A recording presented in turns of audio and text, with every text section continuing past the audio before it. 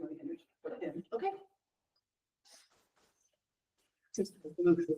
No one else in the room, but I'm calling this meeting to order. It is 9:03 a.m. Do I have a motion to establish the agenda for this special meeting? So second. All in favor of establishing the agenda as posted, please say aye. Aye. All opposed, please say nay. Okay, that's 5-0. So there's kind of a theme here today, which is kind of communication, pretty much. Fred, do you have any intro you want to do? I don't have any other than obviously trying to put a lot of docs and resources for you to consider today. I just probably like you, just taken lots of notes and tried to think about, how I might be able to best help. I'll take lots of notes today, as will Michelle, and then move forward. But no, I think we're good. Okay, great. And this meeting is on Zoom. Everybody is also being recorded. Yeah. Any initial thoughts? I don't have a laptop. I didn't get them. I can go ahead. Yeah. I did print something out. Just where it is.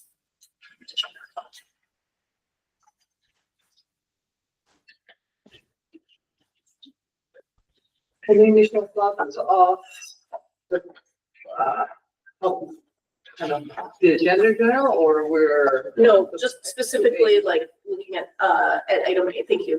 Thinking specifically looking at item A, public participation at board meetings and public input disclaimer. That public input disclaimer hasn't really been updated since COVID.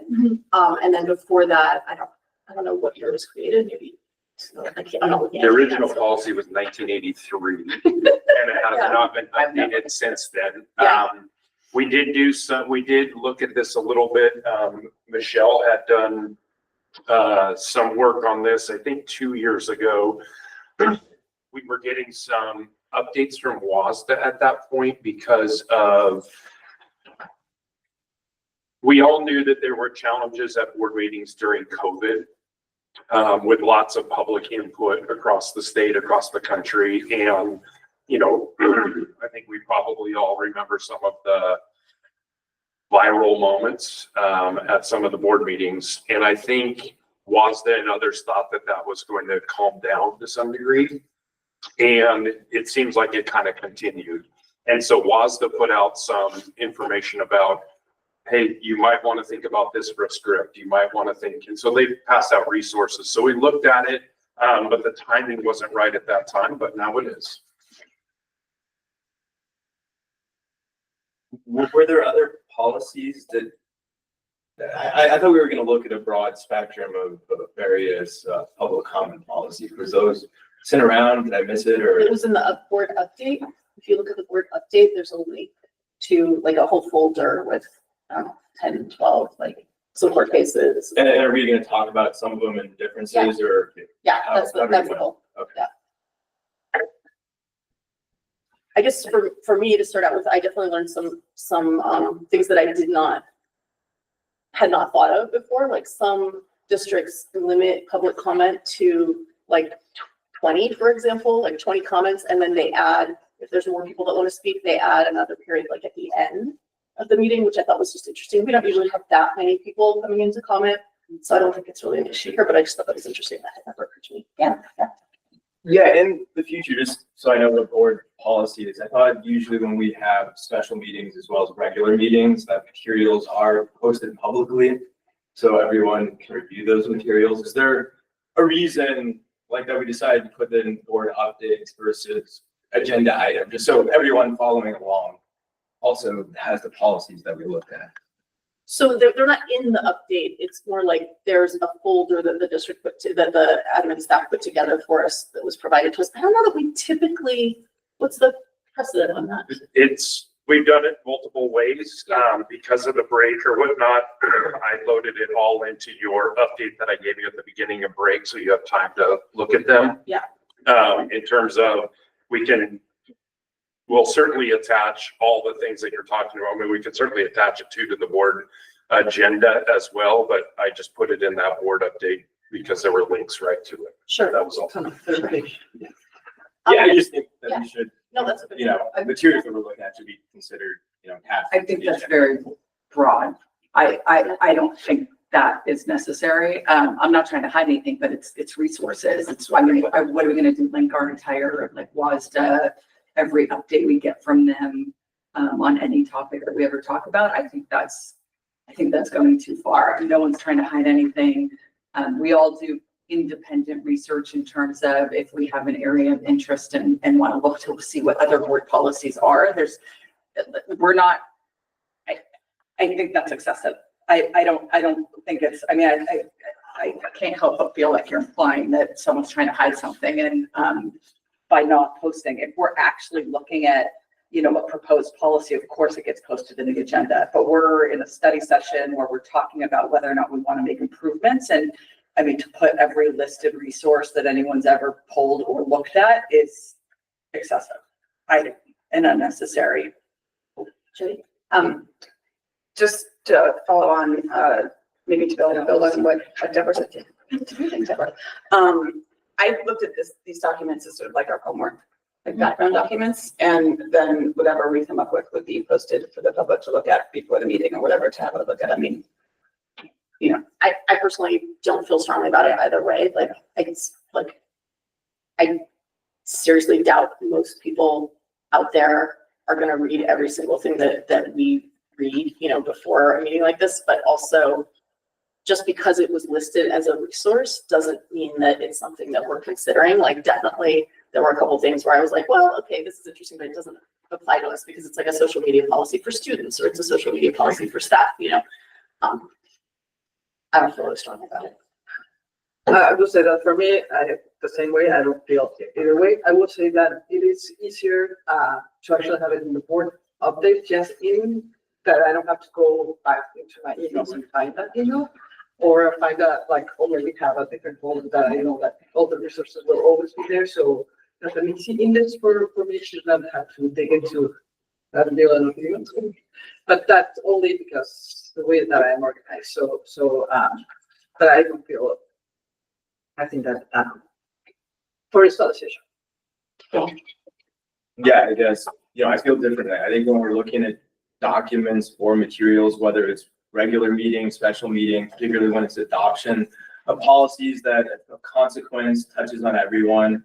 I think when we're looking at the documents that are posted for the board to review, to then discuss in a meeting, it should be posted publicly. I'm sort of surprised that there's pushback against that.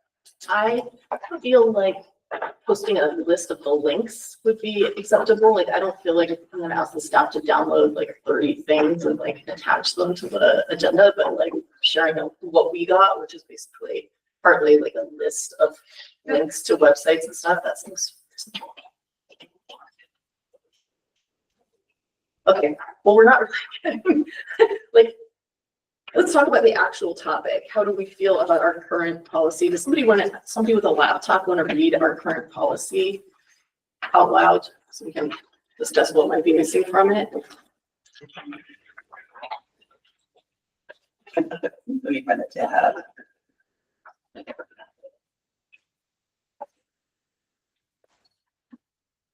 There's really not much to it. I guess all regular and special meetings of the board are open to the public because the board desires to hear the viewpoints of citizens throughout the district. It will schedule one or more periods during each meeting for public participation. It may set a time limit on the length of this period and or time limit for individual speakers. Comments and questions at a regular meeting may deal with any topic related to the board's conduct of the schools. Comments at special meetings must be related to the call of the meeting. The board president will be responsible for recognizing all speakers who will properly identify themselves, for maintaining proper order, and for any time limits set. Questions asked by the public will, when possible, be answered immediately by the president or referred to staff members present for reply. Questions requiring investigation will be referred to the superintendent for consideration and later response. Members of the public are not recognized by the president while the board conducts its official business until the board designates an interim public discussion period on a particular item. Citizens are urged to request agenda time prior to meetings when possible. I feel like I think that, some, in particular one, and maybe even more, I'd like to see us, require that public comment needs to be related to issues and not people. It's been personal attacks, that have, well, whether or not it has anything to do with, board responsibilities. I don't think that's a place. It's not a free for all of coming in to personally attack people. I think the comments need to be directed to the board as a whole.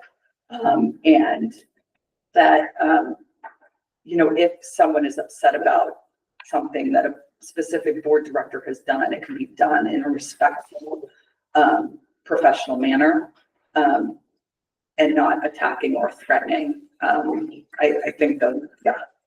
That the city council policy, our city council policy basically says topics need to be either like on the agenda or comments have to be addressed to the board as a whole. And they shut down comments that are targeting one individual council member. I don't know who's card went up first. Jody. I think that it's important that we spell out that there's no profanity allowed, because I think that the mere like civility language apparently is not far enough. And Well, I was yeah.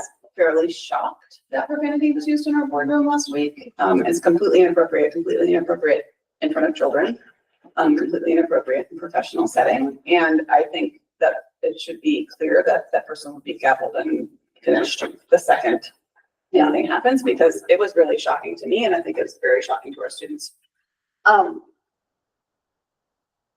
Yeah, I think that some of the stuff in our civility policy right now, I feel like our civility policy is in this like dark corner of our policies and of board docs. Like when I went to look at it last night, I was like, oh yeah, I forgot about this one, like I think maybe some of that language should be moved into our public comment policy.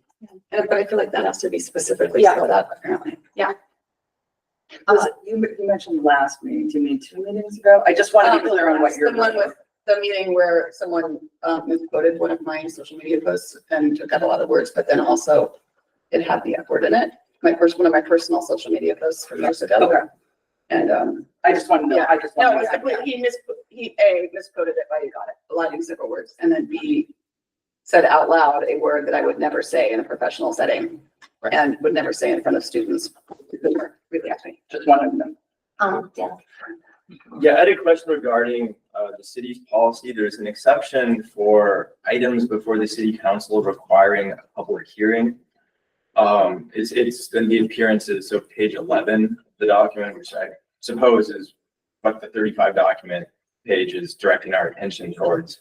But anyway, I want to know what that is, because that seems to be a big carve out when you say that the public can comment on any matter except items before the city council requiring a public hearing. And was wondering if there was if we reached out to the city to determine what that exception encompasses, because a lot we vote on, so it Yeah. seems like the budget for this. Like, Yeah, I I'm wonder- not interested in adopting their entire policy. well, I know, but I mean, Yeah.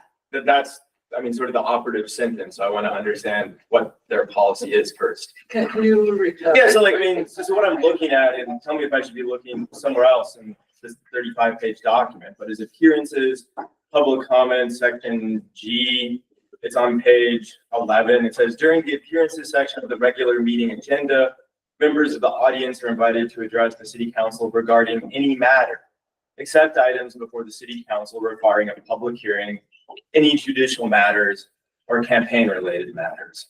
So there's 3 exceptions. And then it goes on, like the next paragraph, and maybe this is what people were discussing earlier, was all remarks should be addressed to the city council as a whole and not to individual council members or staff members. But that's actually, it's a little bit different, I guess. I mean, that's, who's being addressed, right? But anyway, Read the next sentence, that's what I was referring to. yeah, and then there's the second sentence, but if we're, going to look at the city council, I just want to understand the scope of what the city council would Can you, provide. sorry, since I still have a laptop, what's the second sentence or what's the next sentence? Any person making personal, impertinent, or slanderous remarks, or who becomes boisterous, threatening, or personally abusive while addressing the city council may be requested by the mayor to leave the meeting.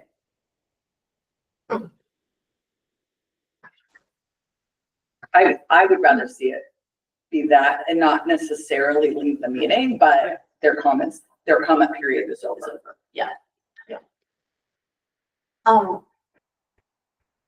Sorry. I didn't realize for defendant I was on, able to see things with my own eyeballs. Yeah, that's interesting. Our civility policy talks about like body language as well as tone of voice and volume. I think on Kind of some hard of to that, police, you you're know? gonna get, Yeah. if there's that, Yeah. and if it gets too particular, I think you're also looking at, ADA compliance and sort of like if people have quirks, Sure. no, that's the reason I would take boilerplate language. Yeah. Rather than anything Yeah, that's Yeah, absolutely. too one-off. it's kind of like the sexual harassment policies. When you hear it, You know, like you see it. I don't think anyone's gonna be, trying to shut someone down because someone's scowling or frowning. Right. I think we have to apply a reasonable standard here.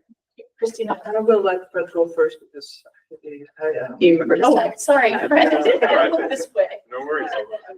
Yeah. I saw that same, section that Director Glowitz is pointing out in terms of the public hearings. I don't know what exactly, I don't know for certain what they meant, but what I inferred was when you have a public hearing, that's the chance for the public to participate anyway. So there wouldn't be a need for them to participate during public comment because that's why you're having the public hearing. So like we do hearings every now and then, like on the budget. So you have a public hearing and that's what that's for. I inferred that, so I don't know that for sure, but that was my That makes a lot of inference. sense. Do we have, I can tell you. do we have anything Besides, besides, we should. do we do public hearing on anything besides budget? Statutorily, we just do budget. I feel like just one other. Oh, RIFs. Oh, is that public hearing? That's gotta be, We'll look it's it up. not important. So, this is what I was gonna say before, that just that, a number of the policy, example policies that we were shown, specifically restrict comment to items on the agenda. And I'm not so interested in that because I feel like public comment is a chance for people to come and surface concerns that they have, maybe their kids experience in the class or something like that. And I also love when like the civics class comes and addresses us on issues that they care about. I'm personally not interested in. Right, because then you have like a little group of like AI kids or whatever. But AI kids, like, that was awesome. Christina. So I have two things. I agree, and at the same time, it should be kind of school, kind of very directed to what kind of the implication of the school district. I found a platform from the school board Edmonds that I love very much. Can you share why? I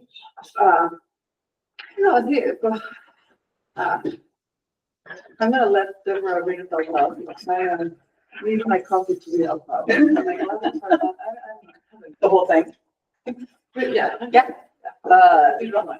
Sure. The public comment section of the agenda is an opportunity for people to address the school board. Since this is a meeting of the school board, the purpose of public comments is for those interested to communicate with the board of directors about items on the agenda or specific work within the scope of the school district.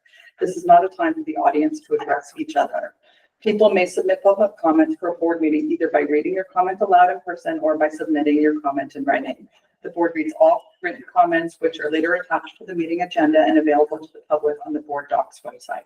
If you're presenting your comment in person, please begin your comment by stating your name, your city of residence, your relationship to the district, and the agenda item or school district topic you are addressing. We request that your comment consists wholly or partially of text, verbatim from an article, an online post, an excerpt from a book, etc. That if your comment, that you simply send us the link to the text and spend your comment time telling us how this information relates directly to district work. Please limit your comments to 3 minutes. If a comment becomes too lengthy, I may need to interrupt in order to allow each person equal time. Please make your statement in a civil manner without disparaging, name calling, or otherwise targeting any one person or group in the district. Similarly, we ask everyone in the audience to show respect by listening quietly without talking or whispering to each other so that everyone can hear each comment. Items brought forward during this portion of the meeting are not typically acted upon by the board at this time, but may be followed up by the board's superintendent or staff at a later time. The board also accepts comments, questions at any time through email. We read each email we receive, and we appreciate the time and effort it takes for those who write them. So I like a lot of that. Yeah. I- Not all. Not all, like, I don't think we have a problem with people whispering or talking during board comment. I think like that's literally never happened in my experience. Like, if somebody's talking, I think people are like, Yeah. okay, I'm just wait a second. I mean, I don't know that we need to school people on that. Yeah, And and then the other thing, constructive, that's a whole separate issue. the other thing is the timing, is like, if we say it's a 3-minute time limit, I don't think we have to be like, if your comment's too long, I might have to cut you off. No, it's a 3 Like, minute. it's a 3-minute limit, but otherwise, I like the flow, and with this, I think that my questions are, first, I noticed that we have a 60-minute cutoff for public comment, and they do not. And this is a question of why, is there a history in the district and why there was such a, there was a cutoff, or if people can come and sign up just at the door, or this. I don't understand. The online for the cutoff is because trying to orchestrate all of the, getting the right people then set up and making sure that we get Yes. them all set up has been what that is. In reading a number of different policies, there's a range, and we've allowed people when they come to the door, they fill out the paperwork and they bring it and submit that at the door. And so we have a history of people coming and not submitting. It's really for the online has been our practice, even though it's not a policy. When I was reading, there's a wide range of districts and cities. Some require everyone to hit it by a certain time. Some do it kind of like us, and some are more free flow. So With the online, Maybe we should specify online comment, if you're planning on commenting online, if, you must sign up by this time for like technical reasons. Yeah. Yeah, I was just, to make it actionable, suggesting that we maybe break down and categorize some of the various big points. I mean, in terms of the parameters of an updated policy, for instance, does it have to pertain to the agenda or not? Like, what is the time limit? Does there need to be a speaker if it's a matter of common concern? I mean, it seems like there's a half dozen, I would say, items, if not a little bit more, that I want to sort of break it down on item by item, and then we can have that discussion. I will just add that, what I like also here is that when they tell you who they are, what is their relationship, and what they're gonna talk about a little bit into the agenda or something related to the district, makes, I don't know, the focus and the clarity of where the comment will go, just so we can follow up easier. And I'd like to know who is talking. It does sound like just like it always says like The name. Well, it's not, yeah, relationship. Yeah, so it's just, please begin your comments by stating your name, your city of residence, in this case, is if you're a resident or not, and your relationship to the district, and we have parents that are not from our island, so it makes a difference if it's a parent or a citizen, and I think public comments are open, and just to know who they are, makes it easier to see, kind of, I don't know, makes sense for me. I think, I feel like the city thing comes from the city council. They say their address. I don't know why, if there's a legal requirement or what, but I don't disagree. Since we have students who families don't live on the island, I much more, I don't care where they live. I want to know what their relationship is. If they're, how they're connected to the district, and very general, nothing, Right. but really personal. I think, I used to not cut people off at all, and especially students. But then it was addressed with me that that's actually, very subjective. And so when I switched, to enforce the 3 minutes, it's fair. And so I think that, I prefer a policy of cutting off because I think that everyone is treated equally and there's no subjectivity to it. Yeah.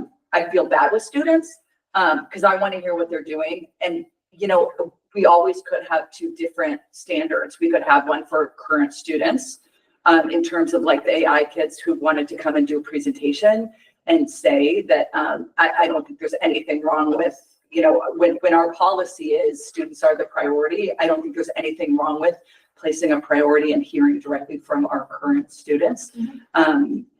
If we wanted to, and have that be a different standard, where they would have to sign up and say, we want to come do a presentation or, whatever. I'm just saying that there's public input and then there's hearing from students on a specific issue of concern or school assignment, or like when the, Stephanie John Lewis came in and with her students on the knitting that they're crocheting that they did, I would just, if there's a group, if there's a student group that wants to come present, to have an opportunity in them, we recognize students, but their accomplishments, but I'm very happy if a student group says, hey, we want to come tell you what we're doing. And then I'm not interested in limiting them. I think that's the most important work that we do. But that could be like a subset. Or a different policy that's not necessarily public input. We put that in a different category. Student input.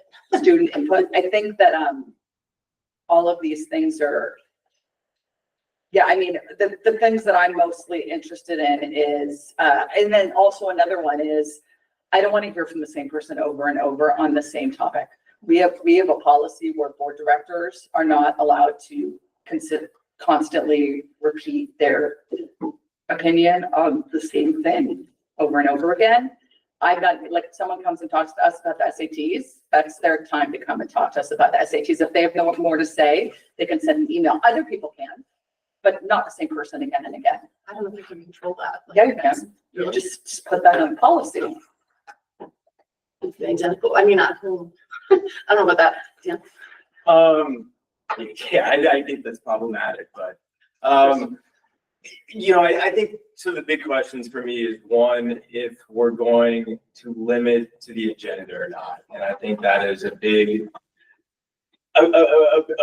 topic, right? I think the other is, to what extent do other districts enforce like the ability for one, individual to speak for a group of individuals? Because we oftentimes hear that you have an area of common concern, appoint a speaker, but then we get multiple people talking about the same issue.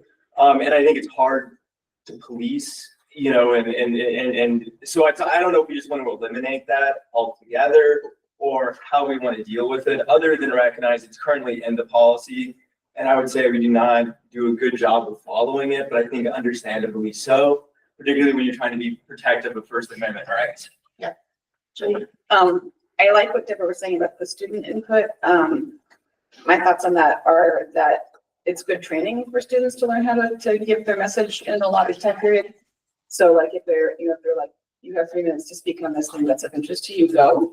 And I think what I would have liked to see like with that AI team is to have those students sign up and say, we want to go back to that.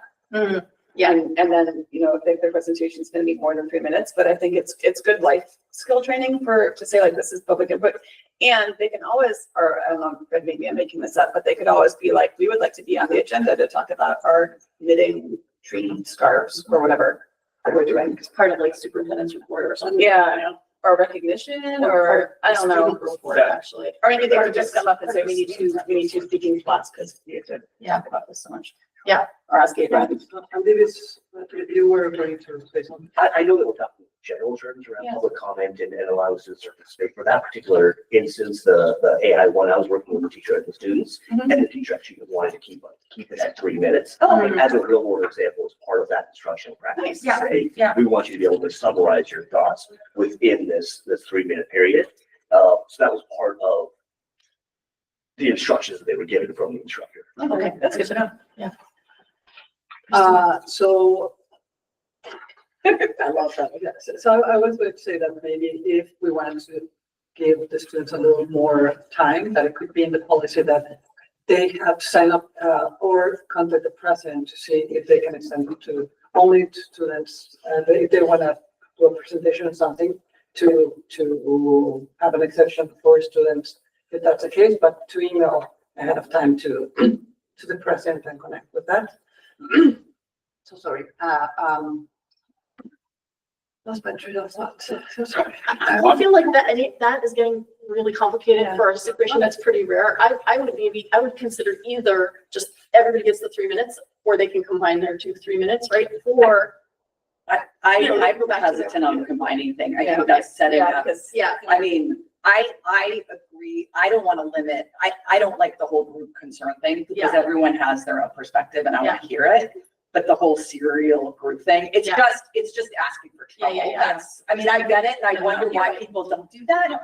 But I don't want to encourage. But I think either we make it like Students, current students can have 5 minutes, everybody else can have 3 minutes. Like that's just a blanket policy and it's content neutral. Or just leave it how it is, 3 minutes. But I think we should get rid of the part about like if you have a group concern, blah, blah, blah. Because I agree that is not enforced or used at all. So Deborah and I do both agree, like on sort of the strict time requirements. I think just like it's an enforceability. And then also I think as you suggested, Maggie Ty, if students have a longer presentation, I think at least in my view, the natural place to fit that in would just be with student reports and to talk with like Ava and Lucy and just coordinate, those kind of things. Yeah, that makes a ton of sense. I just want to make sure we have an opportunity for students, but I mean, there are lots of ways. They just don't have that. It helps us to know, and I'd taken down the exact same thoughts on that. If it's, a teacher who's got some students like Stephanie John Lewis's example, or students who are coming in, if we're working with a teacher, we'll know whether or not, 3 minutes, this is part of their, speech grade is going to be how well they, whatever that is. But knowing that leveraging our student board reps in this, that if someone's come through, perfect, contact Ava and Lucy, then they will ask for time on the agenda. If it's not a student board rep meeting, they'll go through the proper channels, and then we've got a good flow of where to push people to. I had been talking to Stephanie about coming in, so I knew that was coming. I just knew. Damn. Just one other sort of technical detail. If we were to utilize the student representative, block a little bit more for this purpose, we might want to consider pushing it up in the agenda. So it would be like, after, awards and recognitions, just because that's public comment period. And then also it would give greater ability for Ava and Lucy if they had other commitments or a lot of homework. Yes, I totally. To get out of a meeting earlier. I agree. And also that's a lot of people's favorite part of the meeting. And it's nice for more people to see it rather than like very late in the meeting when a lot of people have dropped off. And very nice if it's young kids coming for them to be able to go home and have dinner. Any of those great hats. Student reps used to be much closer to the beginning of the meeting. Yeah. Right. Absolutely, and student board reps used to leave Right. by 8 o'clock because we started at 7. As we pushed to 5 and student board reps have become, frankly, you've elevated their voices a lot more than the initial years as this has evolved. They want to stay, like they are interested in staying. So they don't, they're not as interested, but also starting at 5 really helps them too. Mm-hmm. But I mean, it used to be at a different place in the agenda. I agree. I mean, I would think, our student reps are reporting things that the public is interested in. Yeah. And I think that if we did it prior, just prior to public input, if we did that at 6, I think that's good. I think their professionalism sets the tone too for our public. When there's potentially not great respect that they can bring up concerns, and they do bring up concerns, and they do it in a respectful, professional manner. I think it's a really good model to follow. I think that I think that the only issue with putting them first is that their reports vary in length, and I like the idea that public comment is always going to be at 6, so that, you know, if like your band troops trooping in to say I went to Allstate, then they, you know, that they know. Well, there's public recognition, Right. and there's Oh, yeah, you're public right. input. Okay. Yeah. So do public recognition, student report, and then public input. I think it's, you know what, honestly, that's a little concern to me. The student recognition, yeah, because parents and sometimes it's young kids and all that, but I think it would actually, I don't think it's a bad thing that people, you know, you want to come and present something to the board, then actually pay attention to what the board's doing. Yeah. Because I think that that's not the case in many, many situations. Not in all, but in many. They're coming in, want to speak their mind and have no interest in learning about, and so often don't even stay for the discussion that the board's having. Maybe they're going home and watching it. I don't know, but I don't think that's a bad thing to enforce. I don't think it's like, if you want to just send your thoughts, send an email. And we all read it. It's not that we don't care what you're saying. I agree like 200%. I was gonna say, just like, as Dan suggested, just a couple other things. Can we just like tick these off? Like, how do people feel about, for example, imposing an overall time limit? Like, some of these boards are like 20-minute time limit for all public comment, 30-minute time limit. To me, it hasn't been a big issue that we have to be speakers. So yeah, okay, fine. Nobody's interested in that. Thumbs down on time limit. And then, does it have to be related to the agenda? It sounded like we feel like no. No, because No. Yeah. I have another question before, so that you can respond to this as well. We make a big deal out of how, like, you know, we're not necessarily going to take action, you know, right away on what people comment on, but like we may respond at a later date, or we may direct the superintendent to respond at a later date. What if, it's in our policy already that the president can answer a question if it's like a simple question, like the president can answer a question right afterwards. Do you want to give an opportunity for other board members to make a brief comment in response to anything anybody says? But in particular, I'm thinking of situations if someone has managed to get through our filter and, you know, make claims about an individual board member. Right now, we're not really set up for them to make a response in a timely fashion. They can respond, you know, 3 hours later during board reports, but what people hear is like that claim or whatever. So that's my question. Yeah. Yeah, I don't know. It's a good question. I would like to see just what other policies say on that. I guess like another question that we haven't discussed is if any other policies look into written comments, and if written comments become part of the record. Because I think one of the reasons people come before the board to give, you know, public comments is for it to be public, but the fact that it's in person and video might be, you know, less salient than the fact that it's on the record. I can answer that question. So all the policies that I read that's talked about written comment was all like, your comments will be sent to each member of the board. There's no like putting those written comments into the record in the policies that I looked at. And is the cities the same, or do we know that? I mean, Don't know. If you want to look.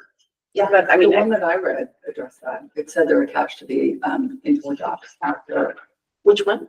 no, that was like, if you have like, I'm gonna do this poem. here's Yeah. the link to No, the no, poem. that's, there were two different things.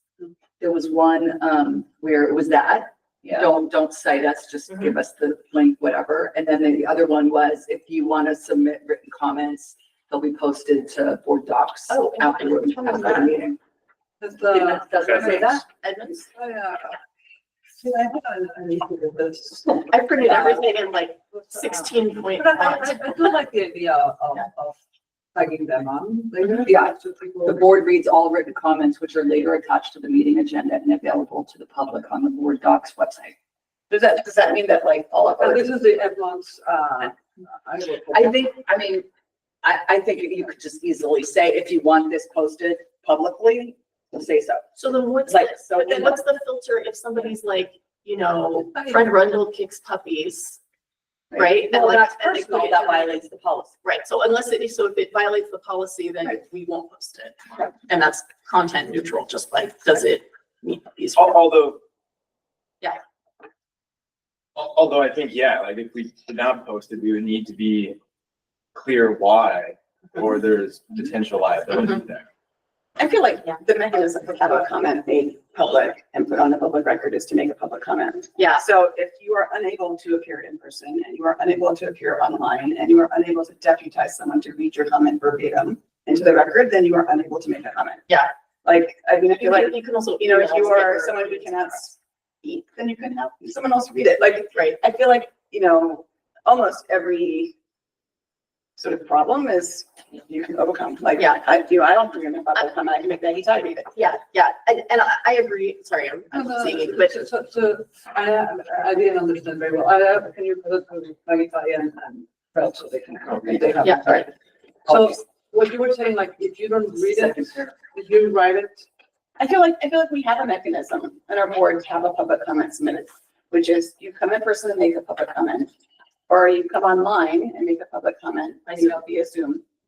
Or like, if you're a person who like hates to speak publicly and is, you know, like if I'm like cripplingly shy, I can be like, Daniel, can you please go to the board meeting and read my public comment from me? And he can be like, this is from Jody, you know, lead concerned citizen and mother, like, here's her public comment, you know, and then it's on the record and it's public. I think that it gets a little bit tricky when we're like, someone has emailed the board, we're attaching this as public comment, but we're filtering it through our own filter to see if it's like Yeah, I don't want to be in subjective or that if it's business. personal or whatever. but for me, I think it will be more on, if you, like, if you emailing us and you want to post it, let us know. Because I think that there's some people that might not reach out to other people, and we will miss a lot of. that's on them, honestly. Yeah. If you want to take part in public life and you want your comments to be public, you can, there's so many ways to get someone else to come and read your comment, you know, to think about the possibilities of like, Like, if you're new to the district, you don't know anybody. Yeah, Like, there's so many people, and if you have a language barrier, you have there's so many ways and people that, I don't know, I think that. but remember that everything we attach to the agenda goes I forever agree with into Christina. Word docs. I don't think it's, no, everything we, What attachments are in Word docs in the. I know, but it No. says, if the policy says your email may be included, like, because especially during COVID, and people want, they want to know if their comments are being made public. I mean, honestly, I don't think too many people are going to go back to board docs and review these things, but it's there. And I mean, as long as and you just say it must comply with, you know, basically be a 3-minute limit. And it's got to be a board issue, school issue, whatever. And, You can't say 3-minute limit for written. yeah, you can, which means we're not gonna attach a 10-page email. I mean, I'm not saying someone's gonna sit there and read it. I think objectively, I don't have a I think it's being inclusive rather than exclusive. So I think there's a lot of possibilities, but pitfalls as well. Yeah.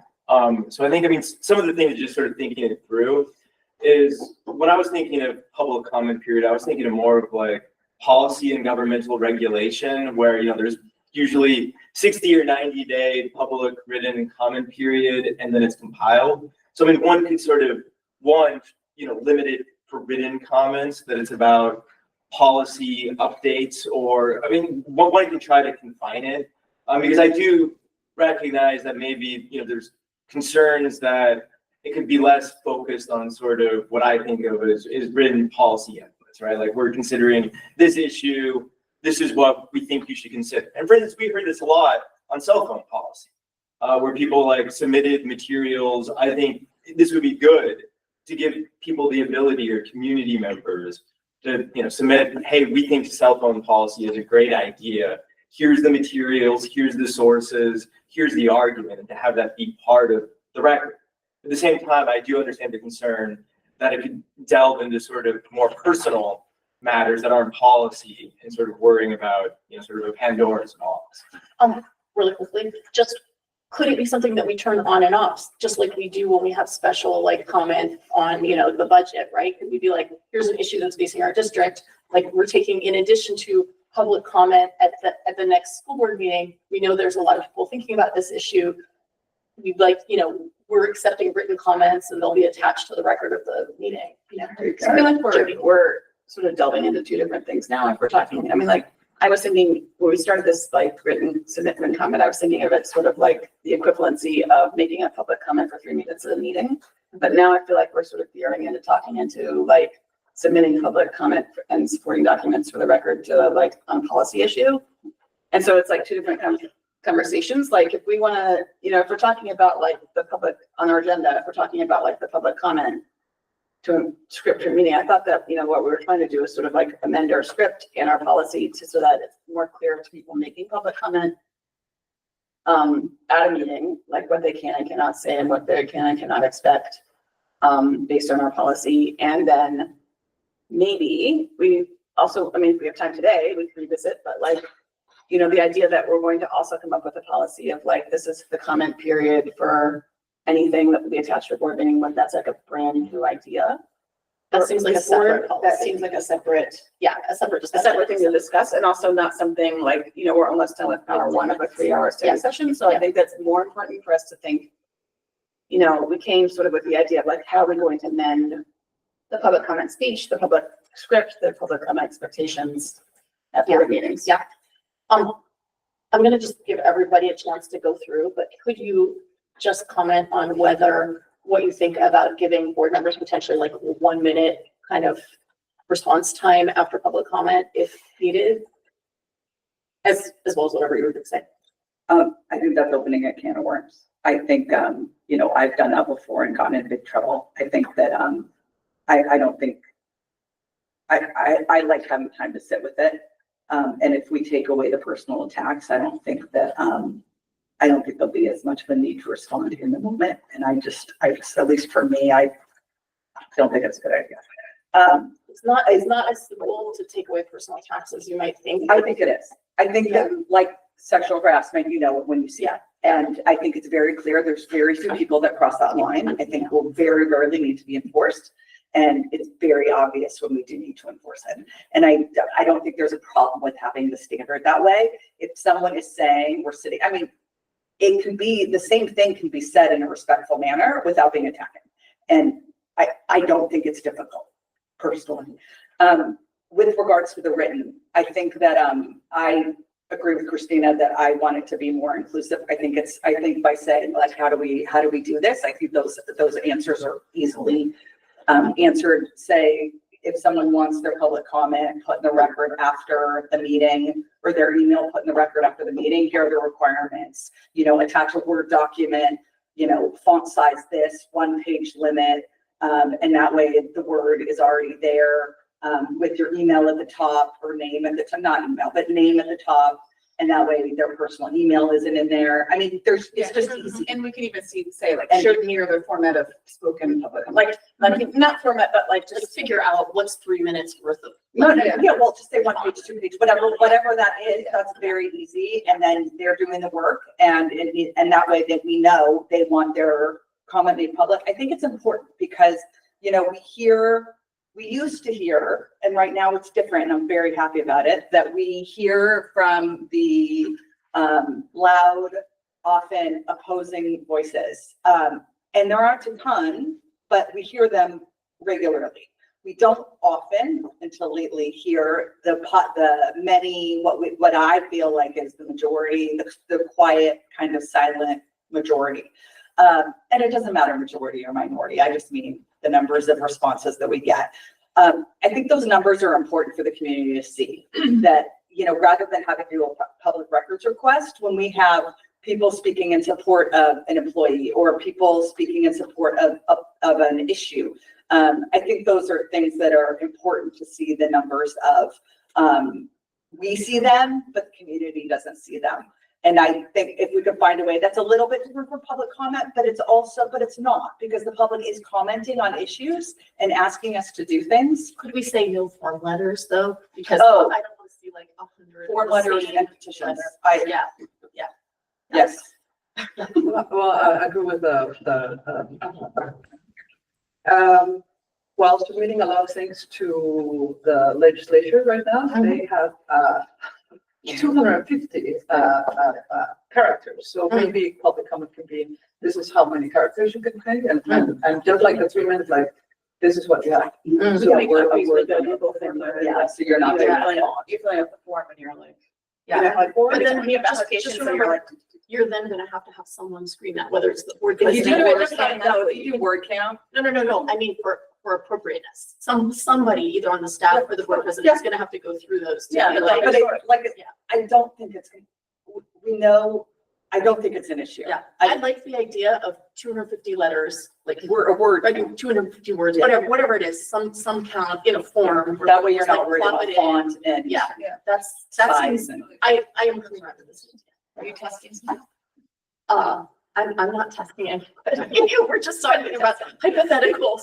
Yes. Yeah, I was just gonna say, like, when I think of public comment, I mean, I guess the question, you know, sort of what the purpose is. I'm thinking actually much more of the legislative, like at the state level, where it's about policy proposals and sort of the idea of a public comment period. And then also looking to our own, I would say, huge success with the cell phone policy. I mean, there was a number of individuals from the community that submitted materials for the board to consider in order really to, I think, move the issue forward and to put it on the radar.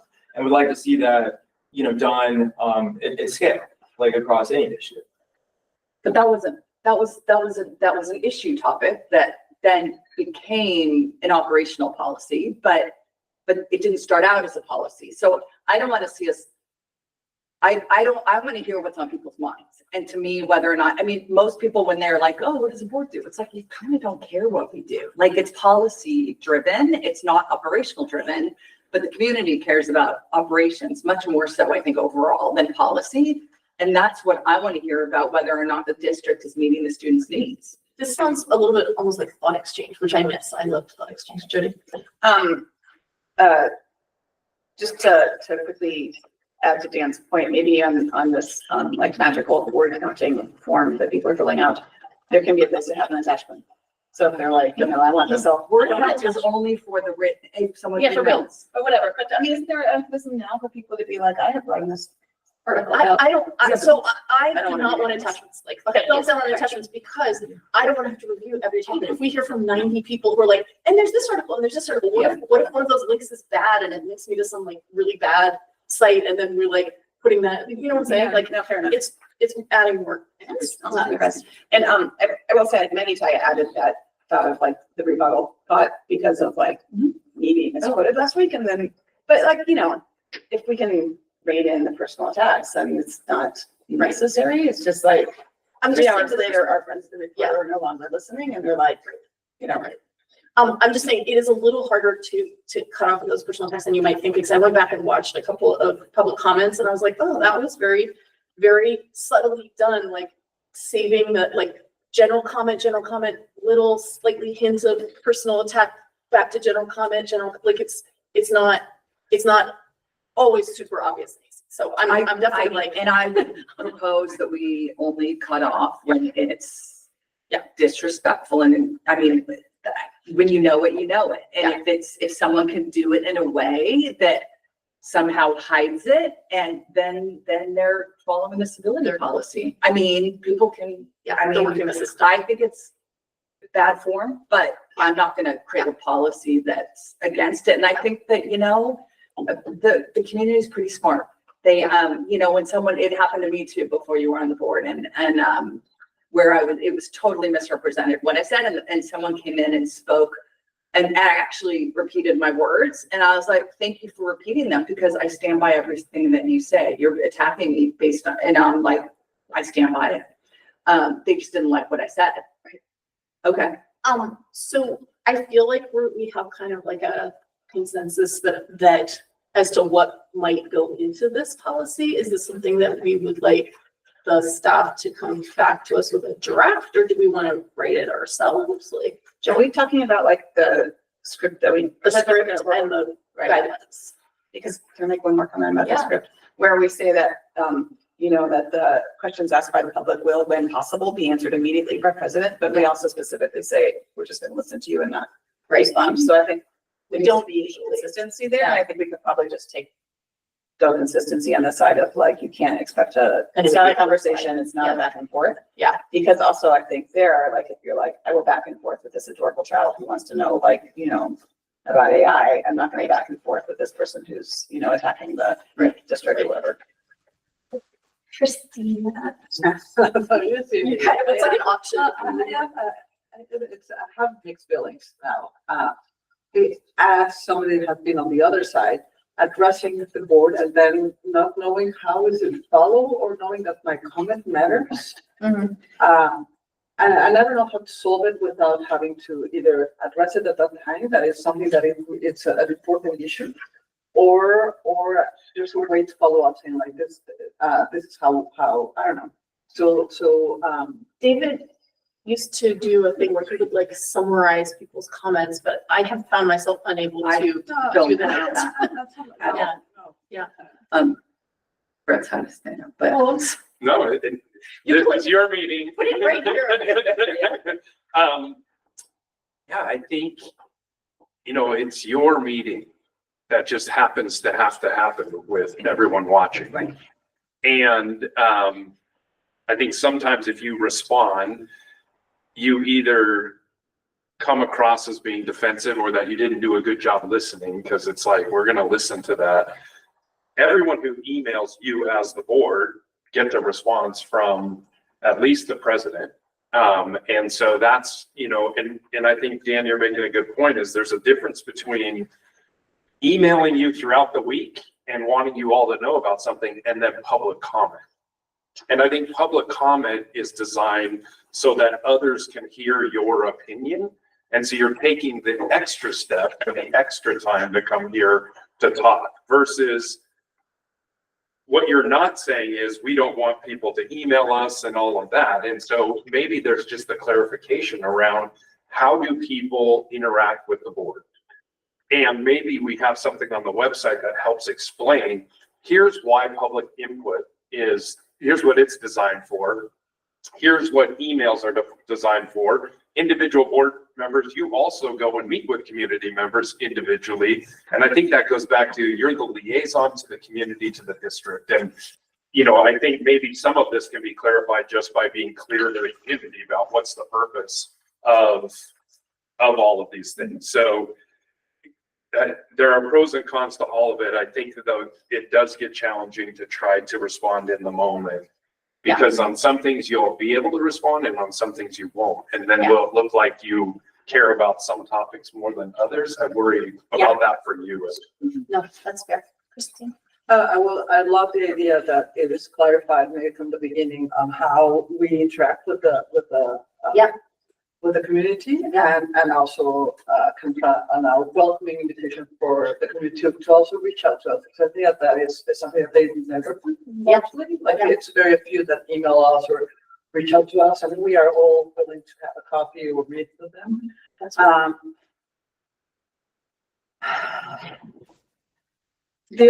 I know what I was going to say. So I think that the only exception, and I think at least an exception that it will be on the president, is that if there's a comment that needs to fact check, the president should be able to at that moment say like that is like if there's right.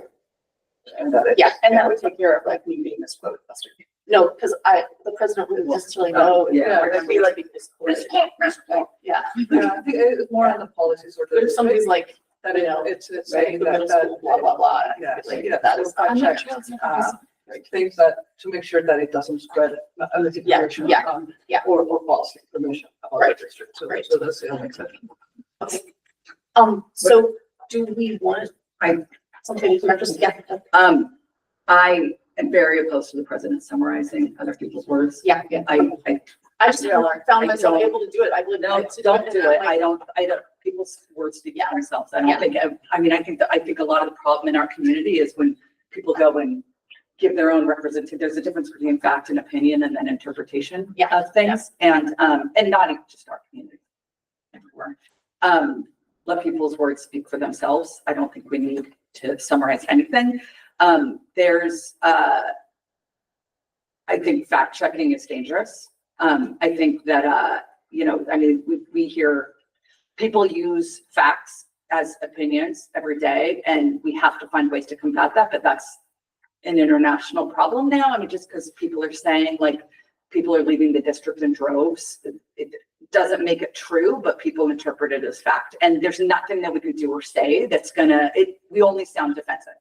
And that's on all issues. That was an example, but we've done a tremendous amount of work to show the reality of the numbers without trying to interpret them. And when you're like I wouldn't go censoring things other than inappropriate, Especially disrespectful. not something that's like egregiously false, like the middle school's closing next year. Don't, Like, I you wouldn't would go not there. correct I that? would, I wouldn't correct it. I think that, I mean, you know, if people believe that, they're gonna believe it, and people believe.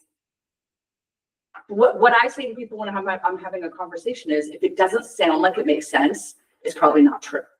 That you've got people on a board and an administration that are making decisions that they believe are in the best interest of their students, that if something sounds crazy, it's probably not accurate. And if it is, I mean, just ask someone who you trust and get to the bottom of it. I think that, I think that Fred brings up a really important point, that I'd love to see us focus more on a board meeting between us, and maybe even sitting more like we're sitting today. That this is a board meeting that's in public. It's not a meeting of the public. That we don't need to explain things to the public during our meeting. That's not the purpose of this. If we want to explain something to the public, then we decide as a board that we want to provide communication to the public in a way that's different than them watching our board meeting. We do, and then we also can talk about, you know, like I was saying, it's frustrating to see people coming in public and making public comment and then leaving in droves. And when we have it on our agenda later on in the meeting, they're not sitting and listening to the discussion. So, you know, we do listen to people, we do listen to emails, and we use that information and their input as part of our discussions, but then they think that they're not listening enough to us because then they're not present for the discussion. And for me, it doesn't matter. Like, frankly, if I've been reading the emails, that's going to have more of an impact than me just listening to someone. That's just the way I learn and absorb. And so anyways, my point is the purpose of their meetings of the board that happen to be in public, that I think that we could all do a better job of not, for lack of a better term, kowtowing to the public during these meetings, that we need to explain things to each other in order to foster good discussion and not be intimidated by the public, that then censors our discussion. Because I think we've had recent evidence of that, where people were afraid to speak their mind about an issue because of the nastiness of the public comment or to. I was just gonna say, I really like this. I think it makes for a much better discussion. I don't know how the logistics of that would work out, but it's It's hard either. it is. They can't, it just work out, like if we're gonna hear from people, they can sit Yeah. there, and Yeah. otherwise, yeah. And people who are watching can sit back there and I would love to try it actually for our next meeting. Michelle's taking a picture. Yeah, because it does feel much more like a conversation instead of we're all sitting up here and like kind of cracking our heads. We gotta move on because you got into, yeah. So, kind of agree with you. The only issue is that we live in bubbles. So whoever, like if they don't trust somebody, they will, the information is just expanded. So I think that there should be a way, either later or how are we gonna kind of fact check, even if it's for the others, that it's really important to just cut out this information. So, yeah. Well, and I think that actually comes up, well, the communication, like a communication plan is how do we, I mean, the information is all out there. It's whether or not people choose to find it. And if they're not going to choose to find it, whether it's meeting with a board director or meeting with the superintendent or going back and watching the discussion, I don't want to say I'm giving up, but I don't know what else to do. We have to move on. I would love to take a 5-minute bio break. Are people comfortable with having the staff come back to us with a proposed rewrite of this policy that we can then discuss at a public meeting? In the opening script. Like yeah. But, can we just, I would like to have a new script in place before the next meeting.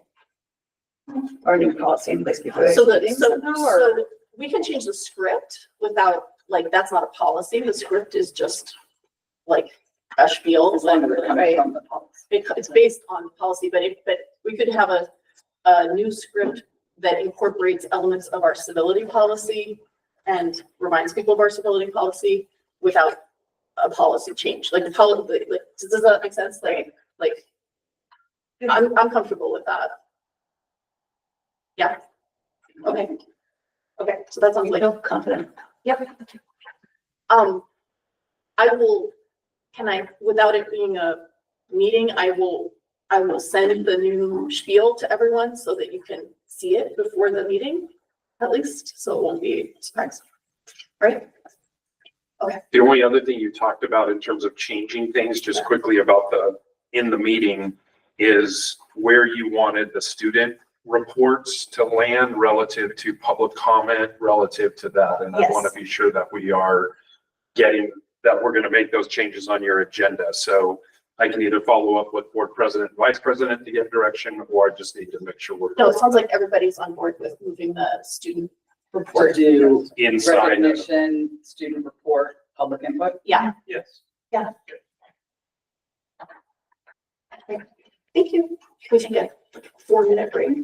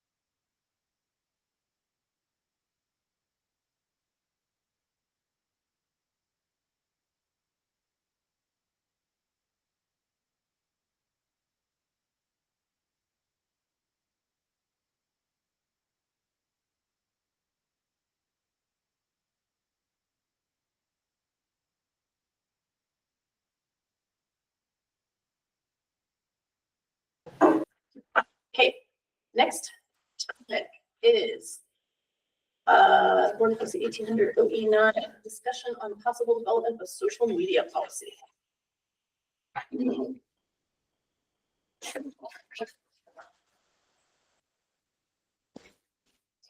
So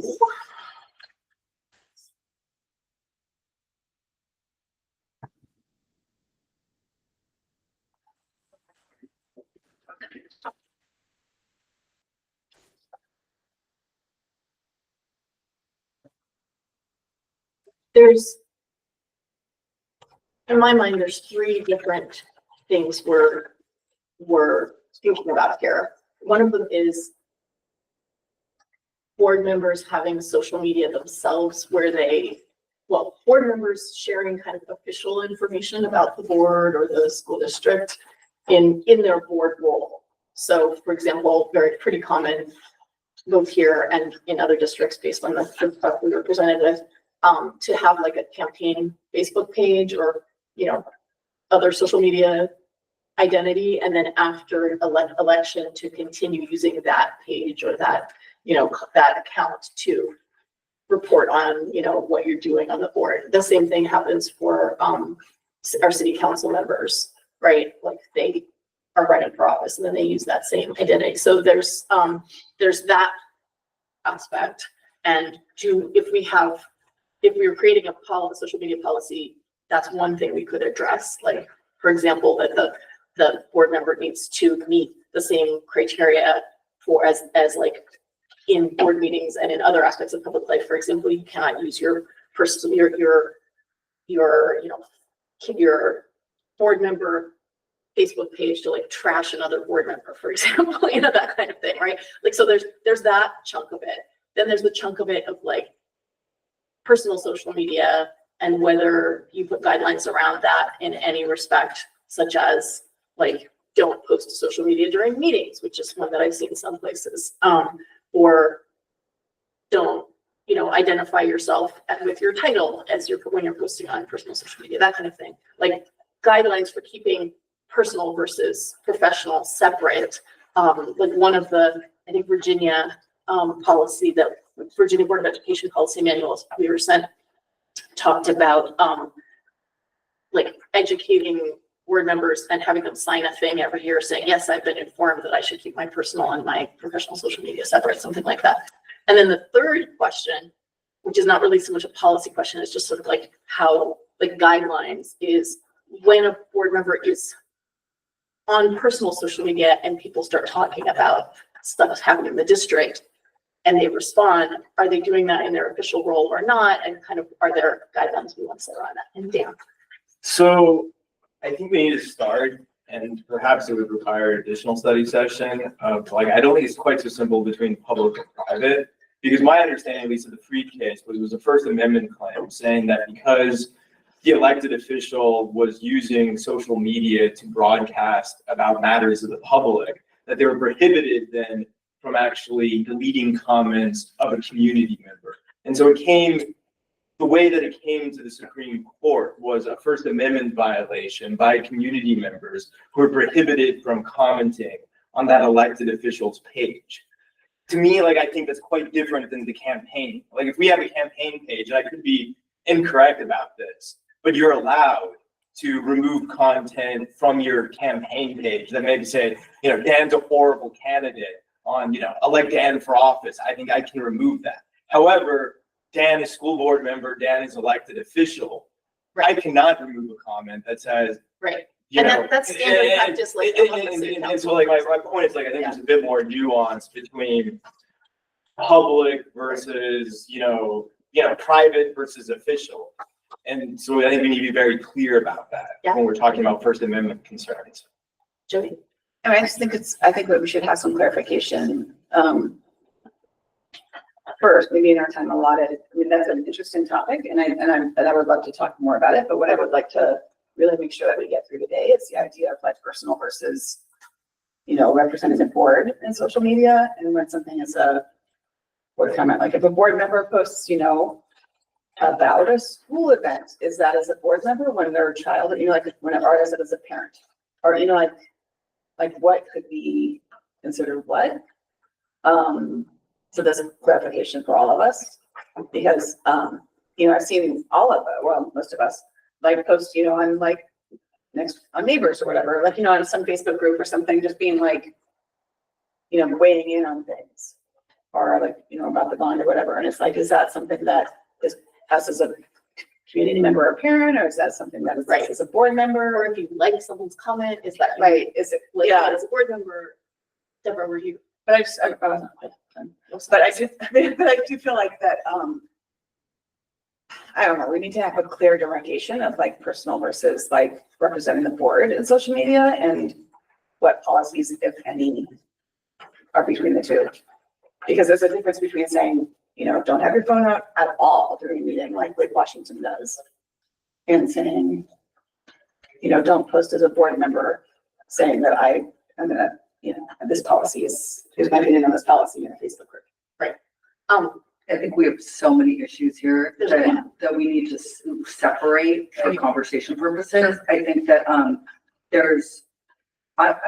I personally, unless you can convince me otherwise, I think it's not a good idea for board directors to individually post about board things, that we speak as a board, that we have no power as an individual, and that I just think it's opening a can of worms that we don't want to go to because we get misquoted, misrepresented all the time, that I would stay away from it. I don't think it's, I agree.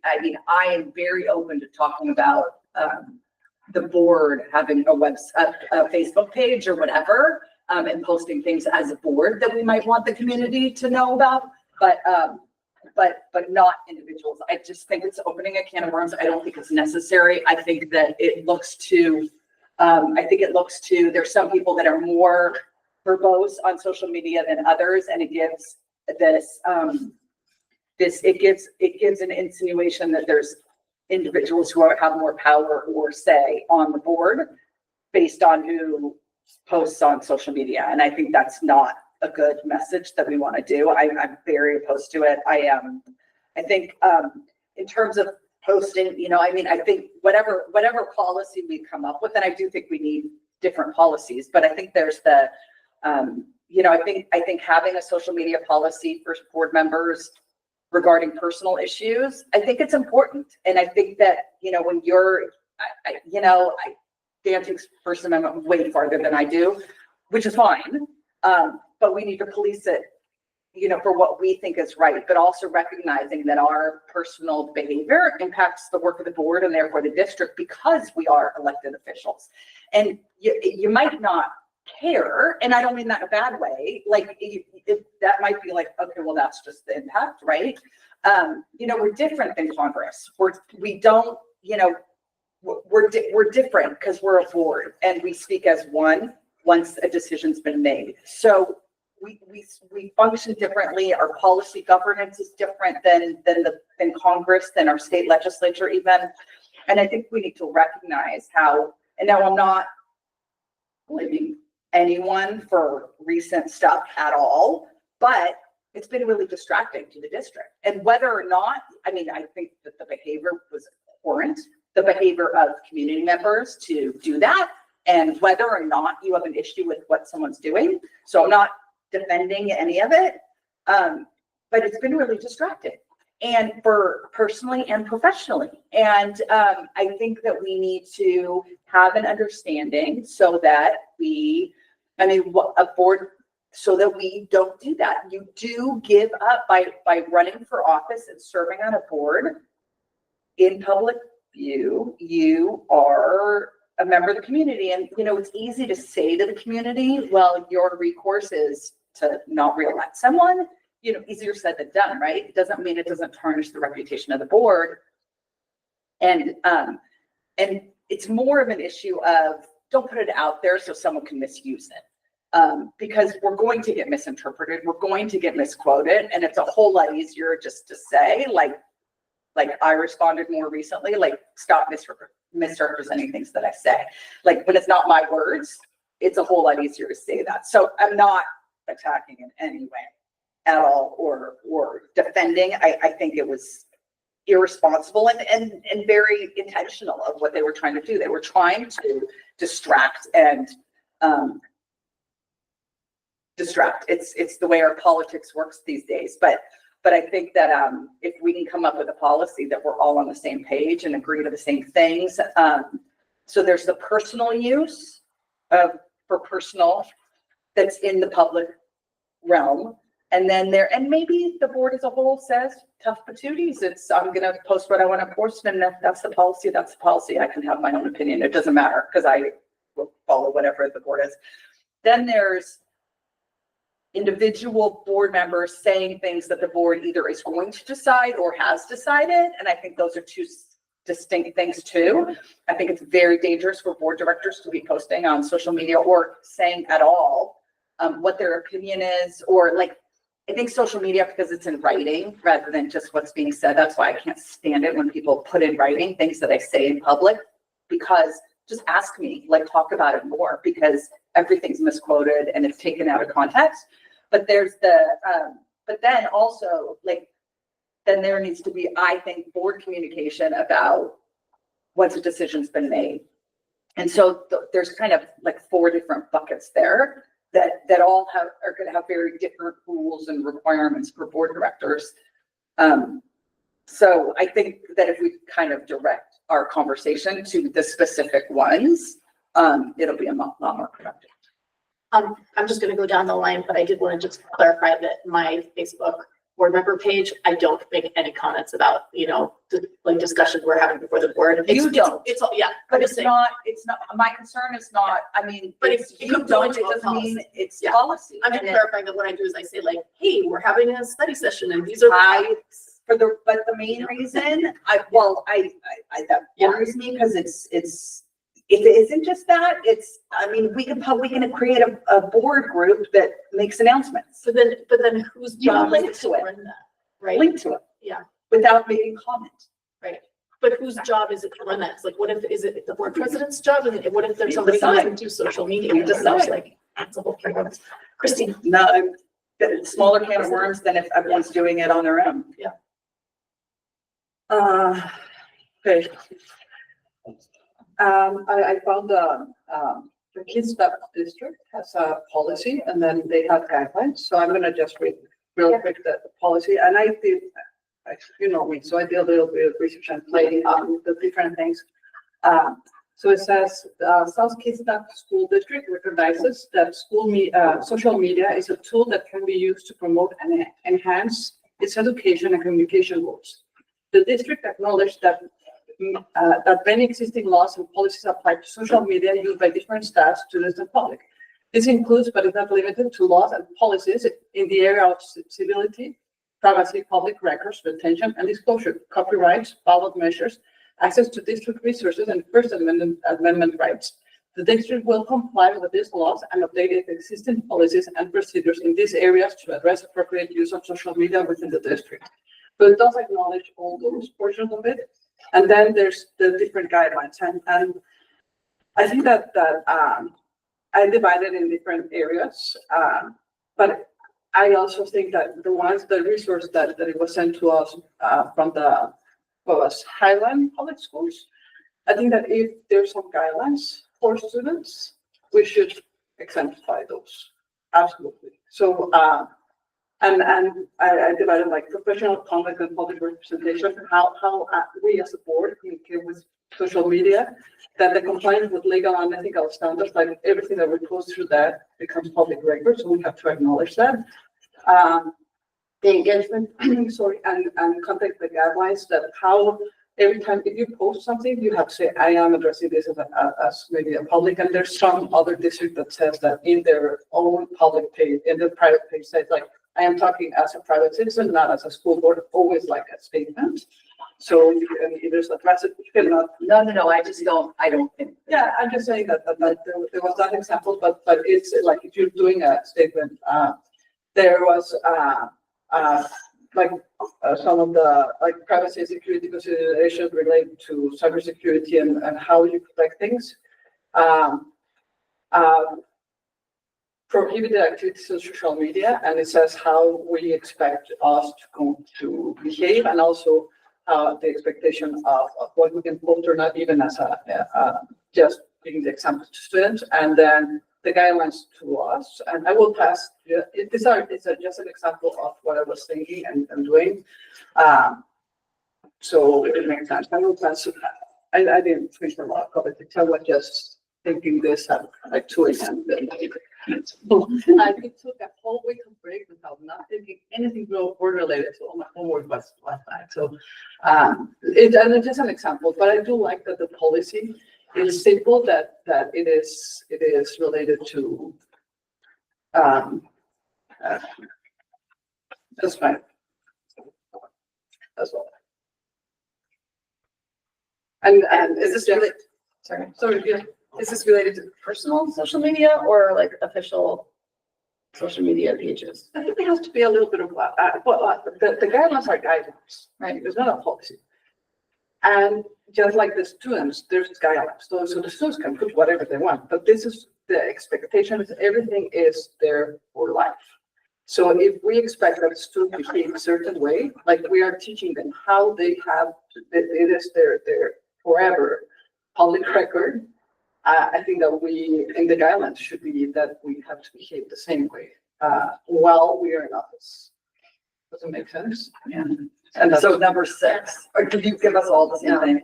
I mean, yeah, it's the same thing. Number 6 is the other one, the top is very clear that it's professional. So as a board director, but then number 6 is the student media guidelines applied to board members that are very general. I mean, But it also is number 1, where it's like professional conduct and public representation. It's like any opinions expressed on personal social media accounts must include a disclaimer clarifying that they have personal views and do not represent the official stance of the school board. I'm really going to put that disclaimer every time I express an opinion on social media. Like, If it's school related, no, it doesn't say, it doesn't say related.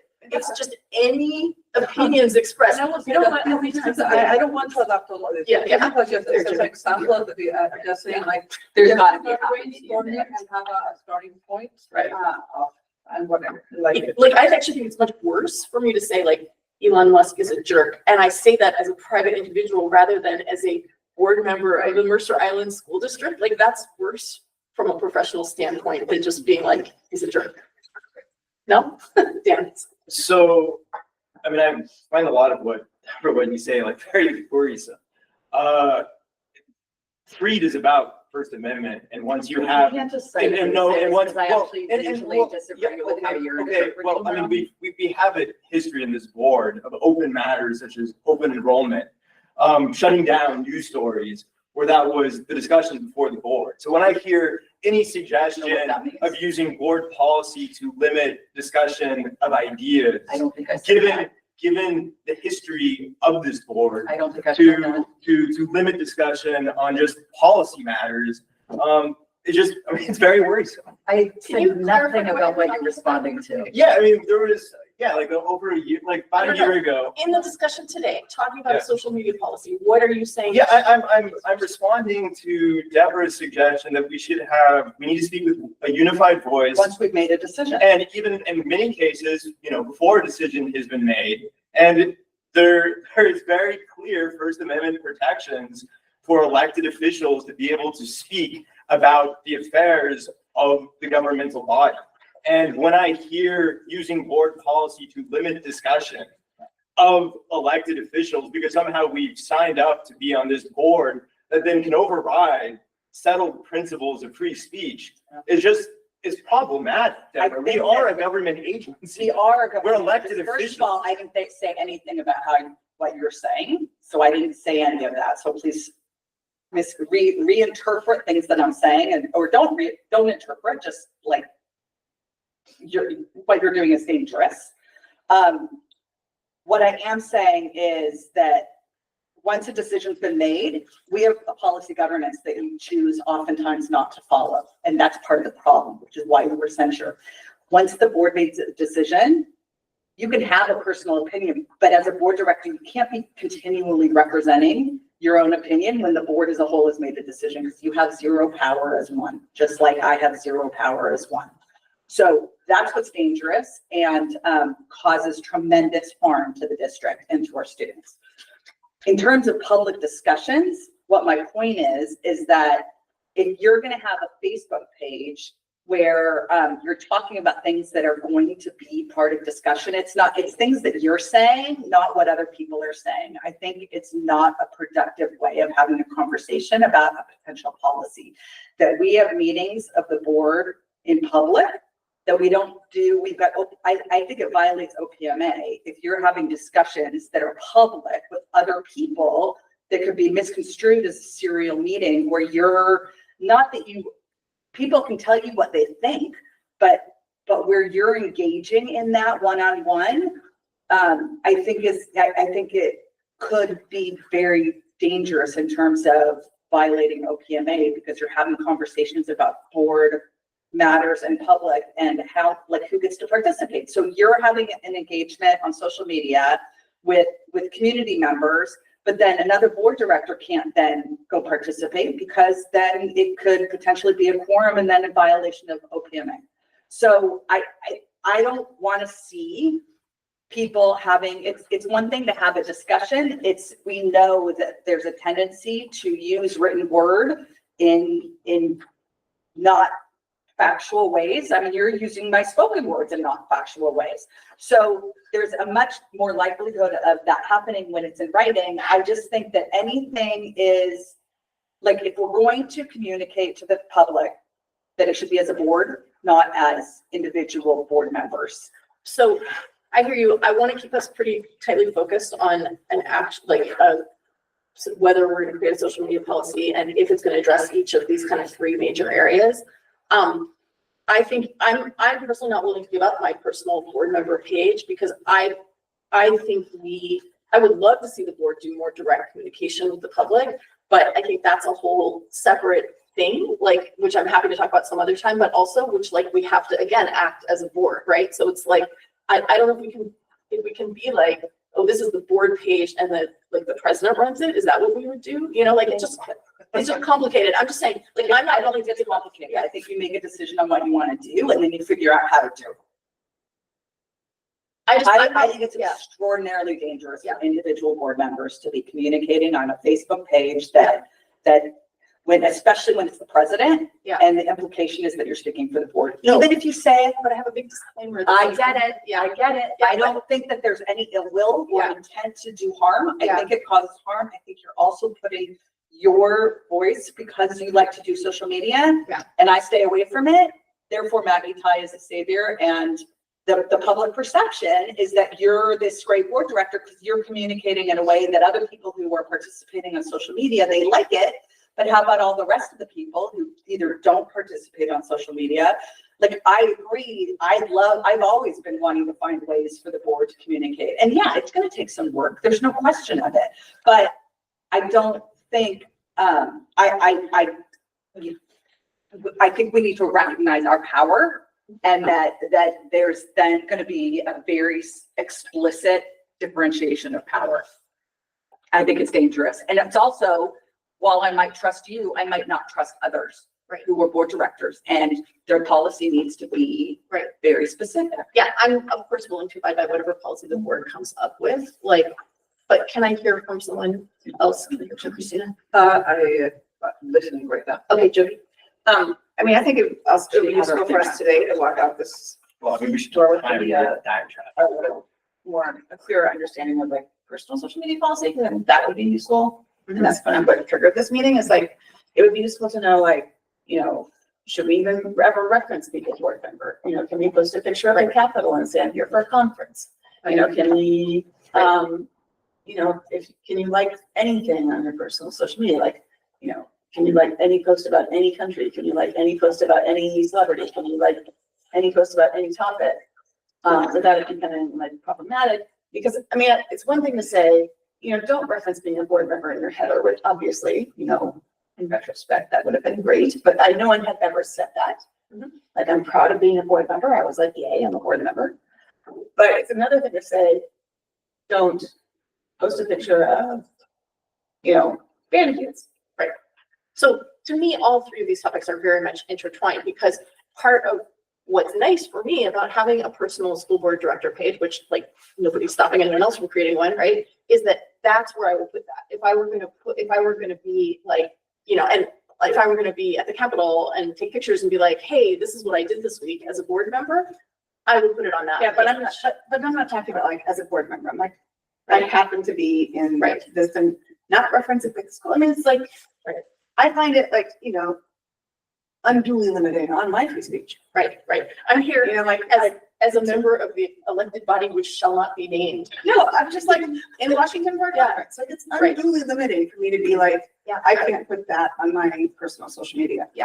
I'm not saying I'm here to, you know, talk about the cell phone policy, which our school is implementing for like A, B, and C reasons, and which I do not Yeah, yeah, support. yeah. You know, like, or whatever, Like, I'm support it. not too. Not true, I support it. Yes. But like, you know, like, but, you know, it's like, I mean, it's. Right, right. It's unduly limiting on my free speech to say, I can't post, or even like non-school related in any way posts. Right. So it does seem like part of what we should be doing is creating like both a policy and part of our orientation of new board members, probably, That like would be to extremely helpful. alert them to the policy and to the potential pitfalls, which certainly like people are aware of now, but it just seems like there's two sides to that coin, but I do see in my mind, these three things as being related. Deborah, Dan.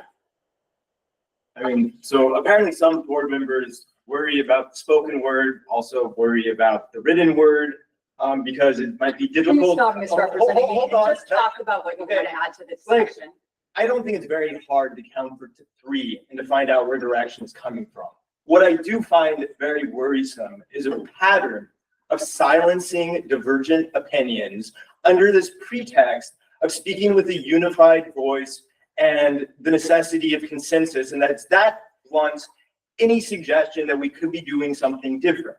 It is a violation of First Amendment principles. If you read the seminal case on social media policy, which was attached to our documents, it's about limiting speech on a media account. So we seem to just be putting aside the actually governing precedent about the matter we're discussing. Deborah, but can we, when you're done with your reply, can you just try and get back to?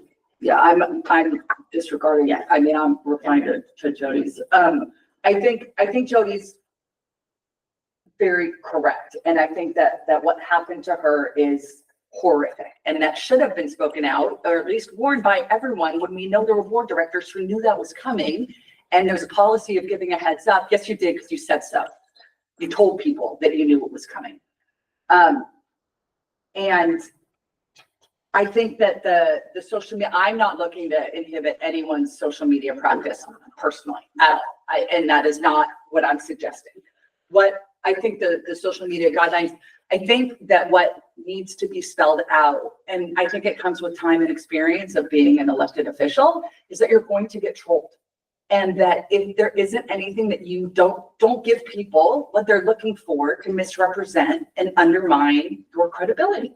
And I'm not lecturing you on this. This is an overall something that I've learned over more time, is that people are jerks. And they're going to use anything they can and misrepresent anything they can and don't give it to them. Yeah. And I think that these, I'm not going to tell someone they can't, but what I am concerned about is we've spent the last month dealing with it, and not that we should have to, because I'd like to be using a much stronger word, but I'm going to refrain because it's public. I think it's abhorrent what two people in this community have done with support of others, in order to ostracize and humiliate individuals just because they've decided to volunteer their time to advocate for students. It's abhorrent, and nothing that I say takes that away. What I'm looking to do is to make sure that people are educated, that there are people like that out there, when we know what their actual intention is, and that we just have these, so like the student, I like this number 6, the student social media guidelines applied to board members. They're just reminders. If you're gonna be participating in something that has nothing to do with the board and you want to do it publicly, use a pseudonym or pseudonym, whatever those things are called. Like, don't give it to them. Don't give it to them for this opportunity to misconstrue and cause harm. When I know that's no one's intention, the people who are posting it, don't give it to them, and realize that the world is a different place than it used to be, both with social media and then also with people being jerks. And I think it's just reminders that when people have that, like, yeah, that's it. Christina. So for me, I think that it is clear that there's the first portion is policy, and then the other side guidelines. So it's the recommended thing that school board members will follow it. Just like in the orientation, this is what we recommend as a guideline. Yeah.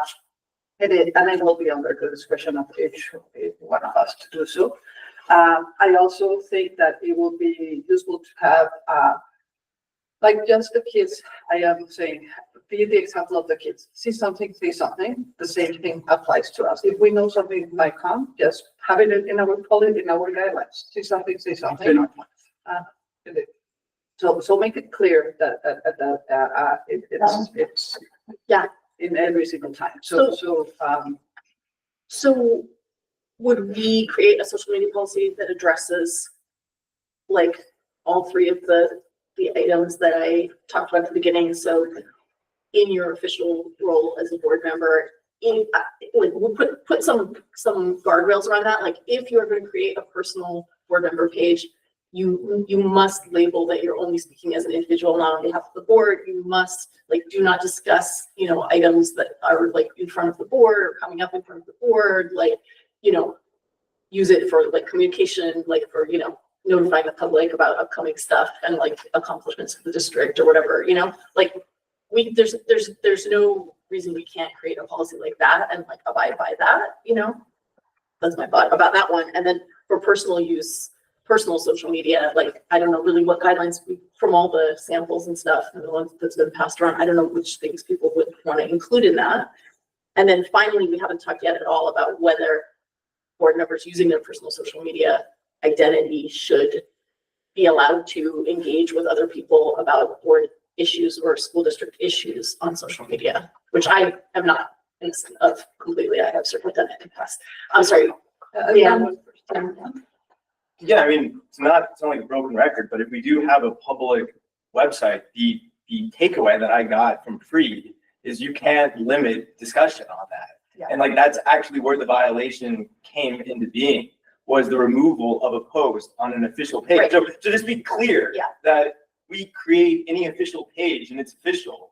At least my understanding, until we're told differently, Yeah. is you got to put up whatever, like it's a public forum. That would be part of the orientation for new board members would be like, if you choose to do this, just know you might be opening a can of worms and you may not delete anything. Like Craig Reynolds once posted using his like city council identity on my personal page. And I was like, hey, you might want to delete that because you did it using your city council, identity. He was like, I can't touch it. It's a public record, So like that just would be something to educate people about. I'm not at all saying that we should not abide by that since that's First Amendment. Sorry, I don't remember who had anything. I love the idea of having a policy. I am not a social media person, but I know that things are changing. So, and just for the future, that to make sure that whoever comes in the next boards, the next future years, that it is very clear what they can, and they will be only as a person and not just blah, blah, blah, blah. Everything that you said. So yes, to what you have. I'm also happy to, like, me personally, I'd be happy to run like a board Facebook page that like just says what the agenda is, that kind of thing, but it's not just the district always posts what's coming up, in meetings anyway. So I don't really. I don't think so, because then you will only amplify one voice. Right. And I think that the beauty of the board is that we represent different portions of the community and we have different voices. So if it's okay that. I mean, I think, are we talking about our personal social media guidelines, which we can can we just adapt those and be like, sort of guidelines, or is it policy that we need to like shuffle through a couple more steps? Because I'm thinking more like, That's a good question. what I would like, Yes. what I would like to see is like, obviously something about this in orientation of like, don't post, don't say in your header that you're Yes. or whatever. And then, I don't know, I love YouTube guidelines. Yeah, if we could adopt them sort of. But like, again, like the Highland student guidelines, I don't post about Vicky, but like, we're all over 21, right? We must by many factors. So like, it's like, Right. Do we want to go?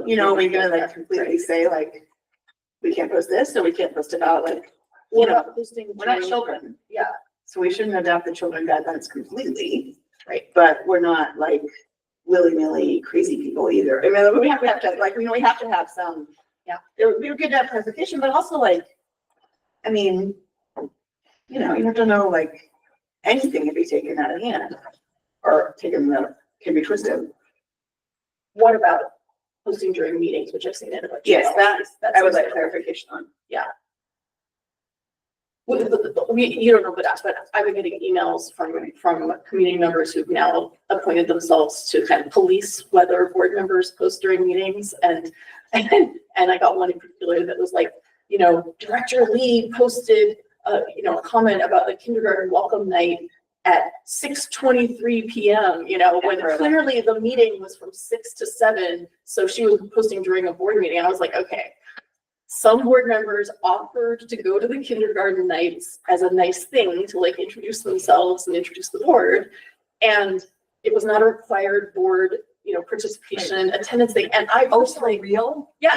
And I left before then. Because Right. it was just to introduce yourself to the public. and then leave. And I posted about it after I left. Right, And then someone was like complaining. right. Or And something so- like where I posted during a board meeting at our During dinner the break. break. Yeah, like we had student presentation. I posted about the student presentation. Right. Because also, like, I've heard back from people that Just- they enjoy hearing about like what it's like to be a board member. Right. So I posted, you know, during the dinner break. Right. And someone's like, oh, you know, she's not focusing during Right. meetings. I'm like, I'm focusing on It's not just just kind of my, like, you know, Yeah. reporting on being a board member. Like it's, But I would say it wouldn't be bad to have a policy that you don't post between the start time and the end time of meeting, just to avoid I think that's- misunderstandings. yeah, which would be You know? great to know. Right, Like, right. you know, it'd be good to be like, but if there's no policy, then there's no policy violation. Right. And also, like, if you're at work all day, you're not like, I mean, of course, our students are, because their cell phone policy works so well, but like, we're not like, not checking our phone at any point during a 5-hour board meeting.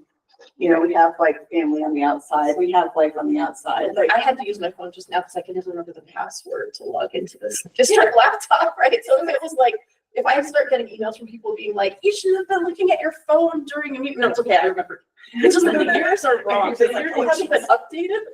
I think that people need to, I mean, Well, I don't people think do we need to, create but they aren't. policy, Yeah. well, but I don't think we need to create policy because I mean, I look at my phone a lot. I use it as reference information. I mean, yeah, don't, you know, because the more that we, because like the late questions in policy is quite restrictive. It's like no phone, that's what the emergency alert, like they can alert, you know, Michelle, and Michelle can tell you if there's a family emergency.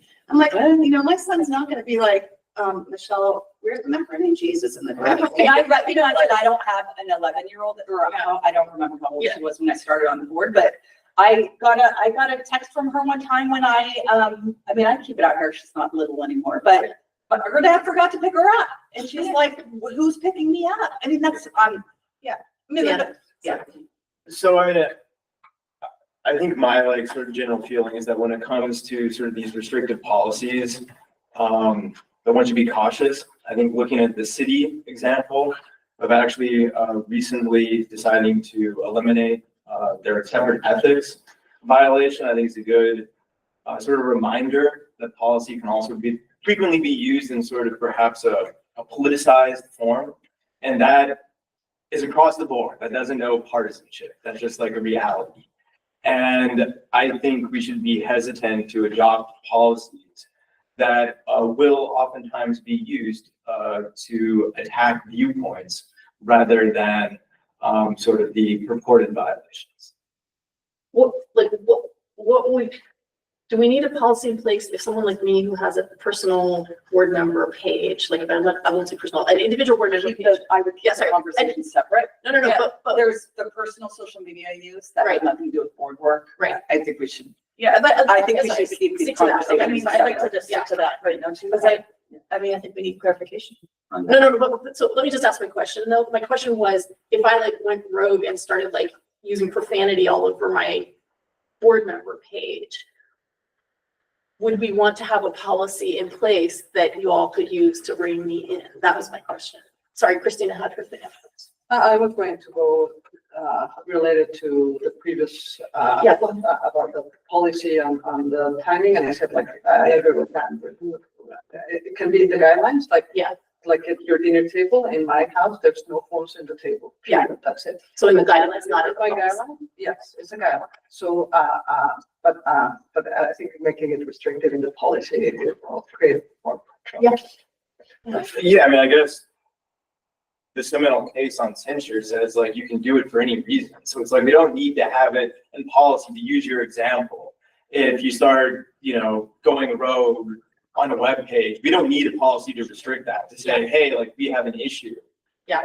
So I think really like my view is that First Amendment is important, that we have the mechanisms in place, and that I think if you look at examples locally and just nationally of how policies can be weaponized, we should be very hesitant to adopt any policies. I mean, yeah, it's obviously this is a good big topic, but like, we still haven't even touched on like, I don't know.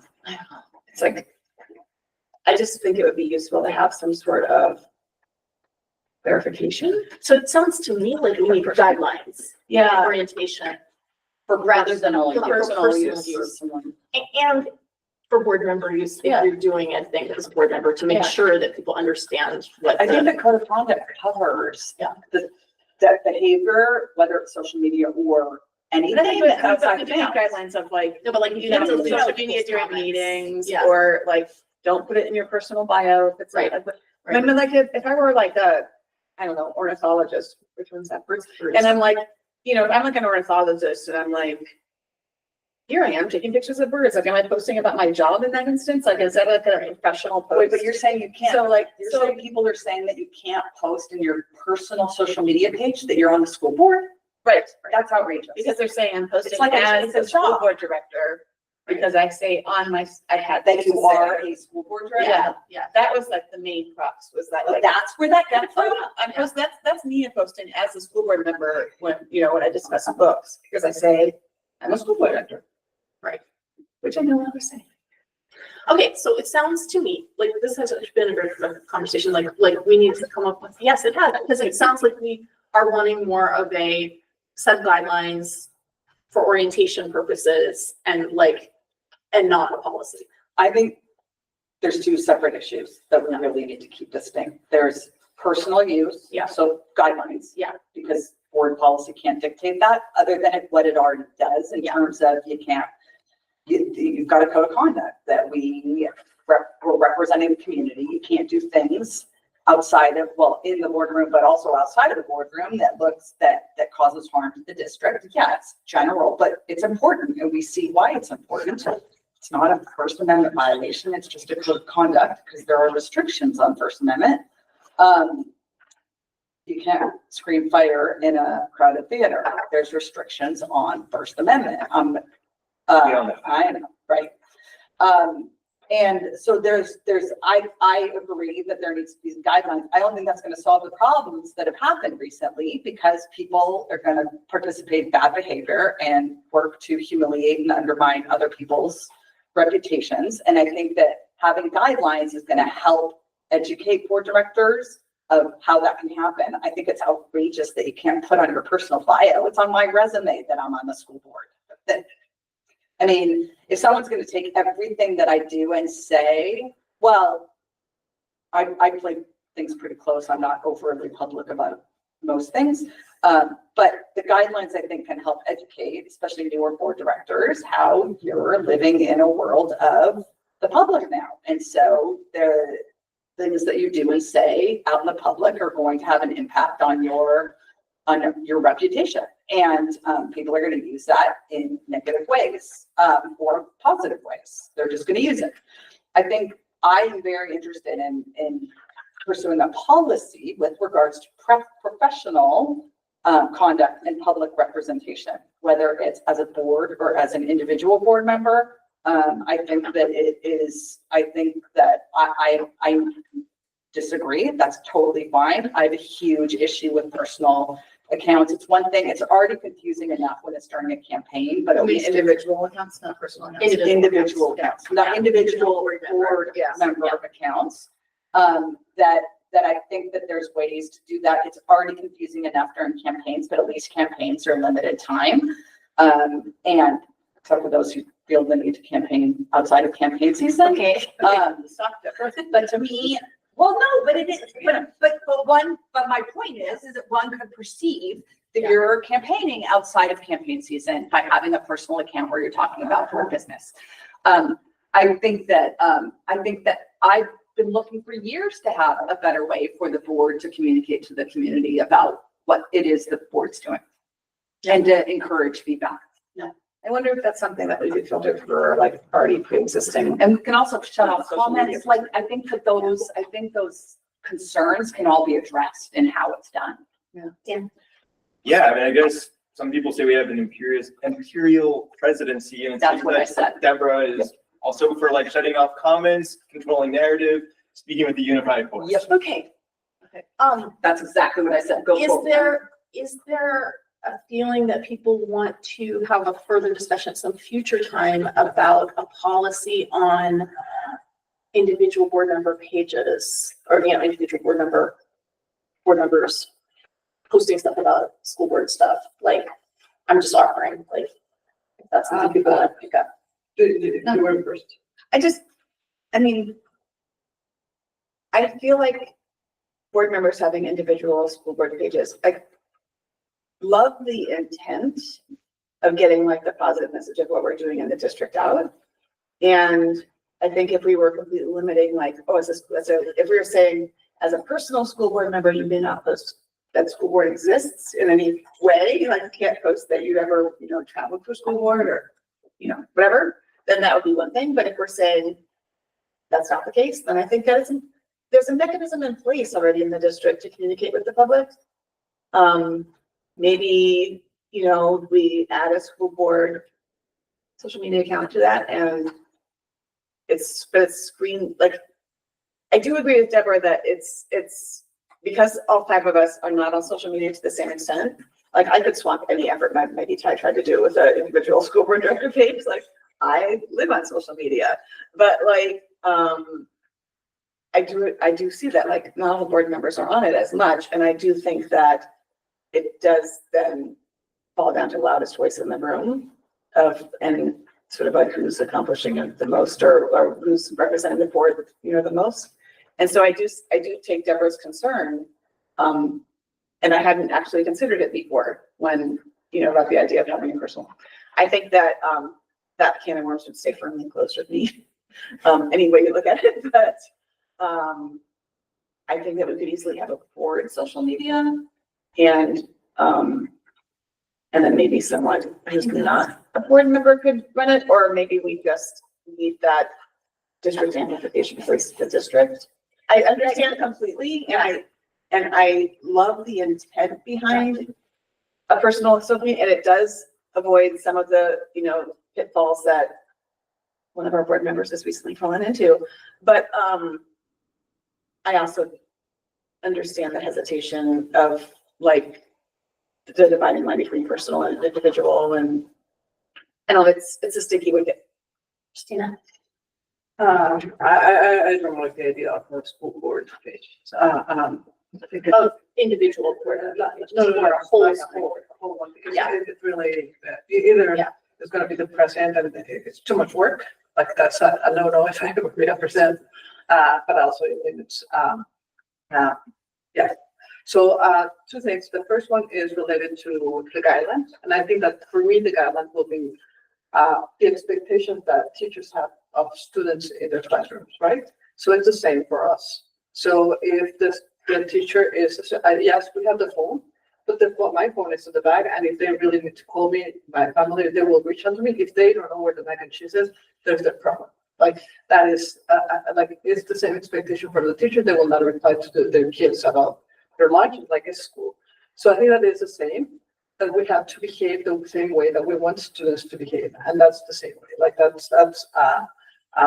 if during breaks, if you want to post on your personal things, I think that is okay. Just like a teacher, if you're like pretty much, I will be okay with that. So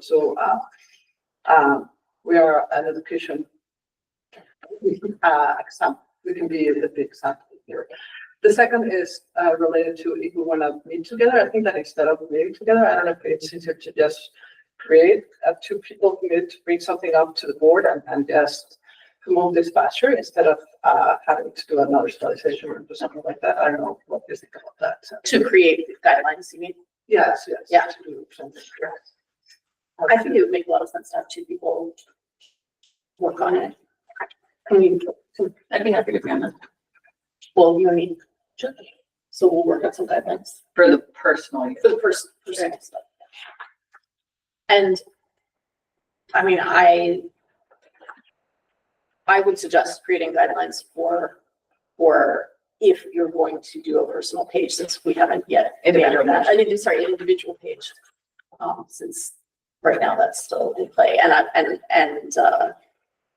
I also don't like at all the idea of the board social media page, because I think there's not going to be continuity, because if you have the president do it, which makes the most sense because they can speak publicly for the board, you also just get into this thing of like, the next president doesn't do social media, then there's nothing, and then the public's like, what happened to the board page, right? And then, It's your whole life, like you have to reply to emails, go to the. yeah, I there's have no no way interest, yeah. That much time to do, Yeah. like, there's absolutely. Earlier, I was like, I could do that, and it's like, I don't think so.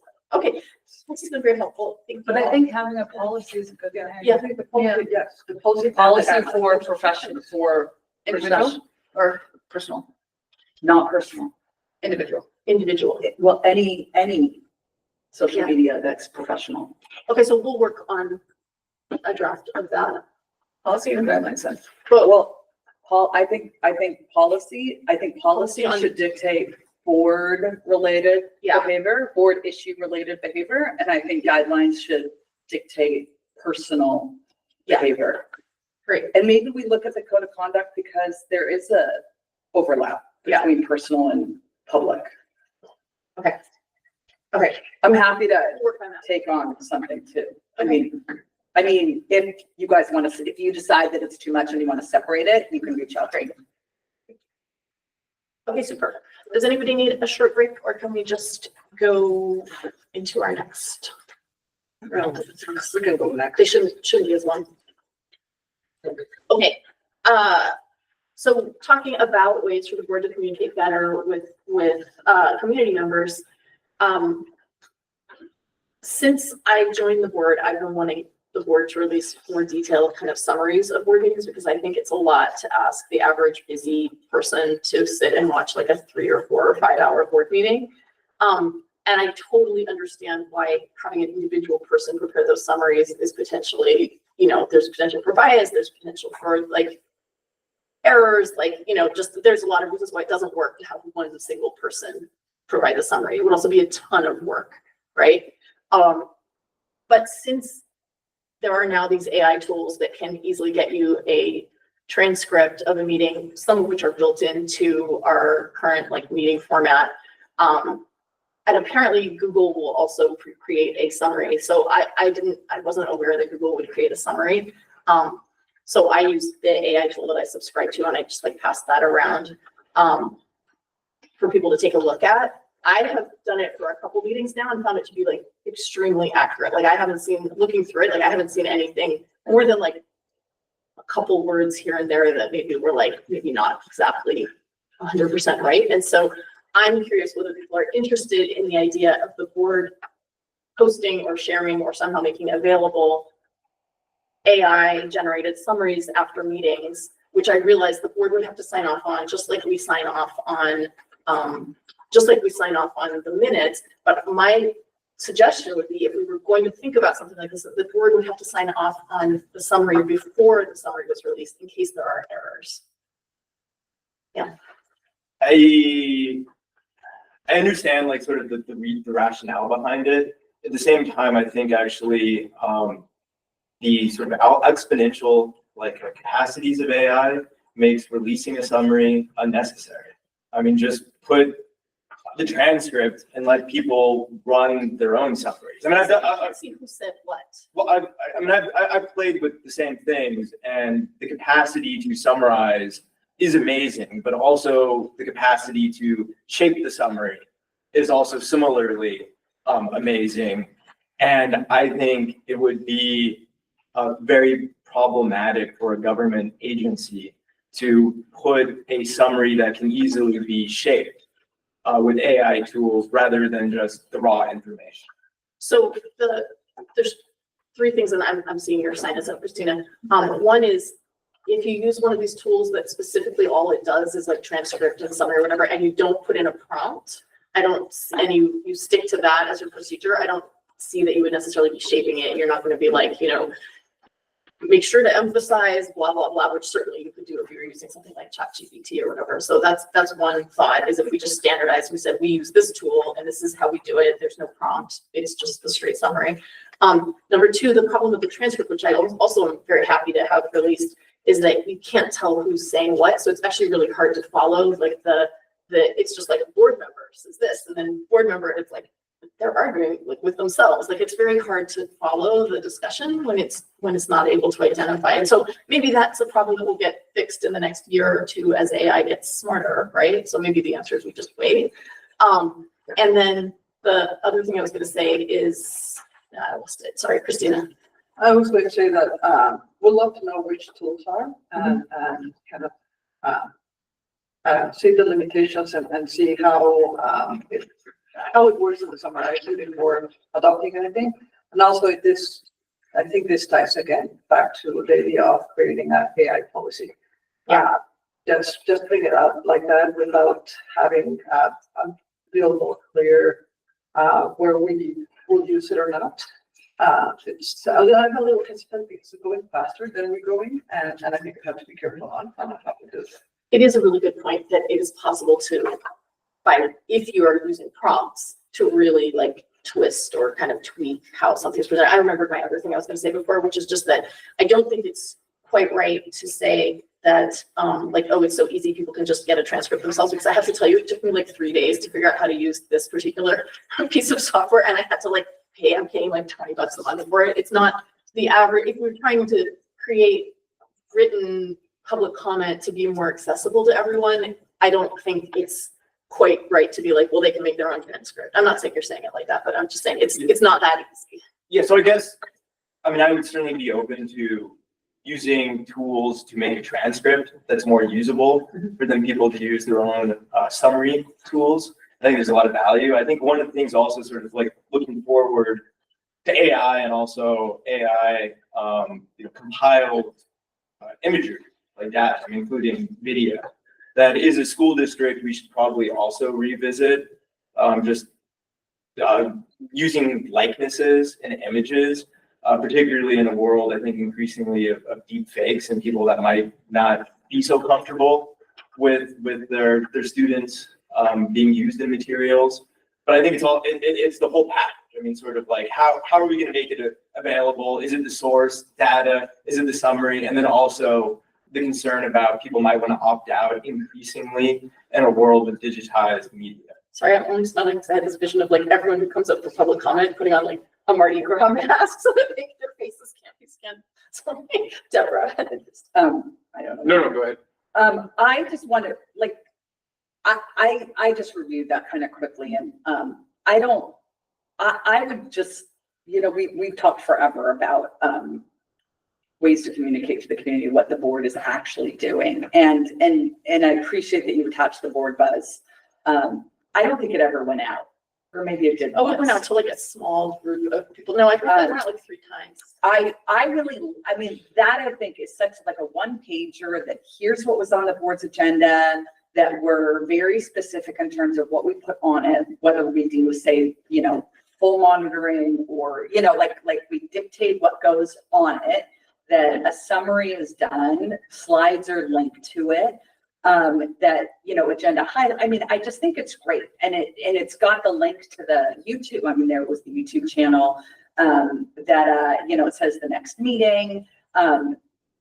This is what I've been looking for. And, I participated in encouraging that. And I think that, I'm fine that the board doesn't want to do social media. I don't have an issue. I've got no interest in doing it. It's this constant attempt to try and communicate in other ways because people hear from their silos, and how do we go across the board? We could take, a 1/4-page ad in the Reporter and post this in the Reporter. And that way that gets some attention, like the board buzz, for example, is what I'm talking about. And that way it's a communication from the board without, anyways, it's just a communication from the board. So this is the kind of thing that I would think that is helpful, that I want the community to see what the board's actually doing and talking about, rather than making assumptions about what the board is doing and talking about.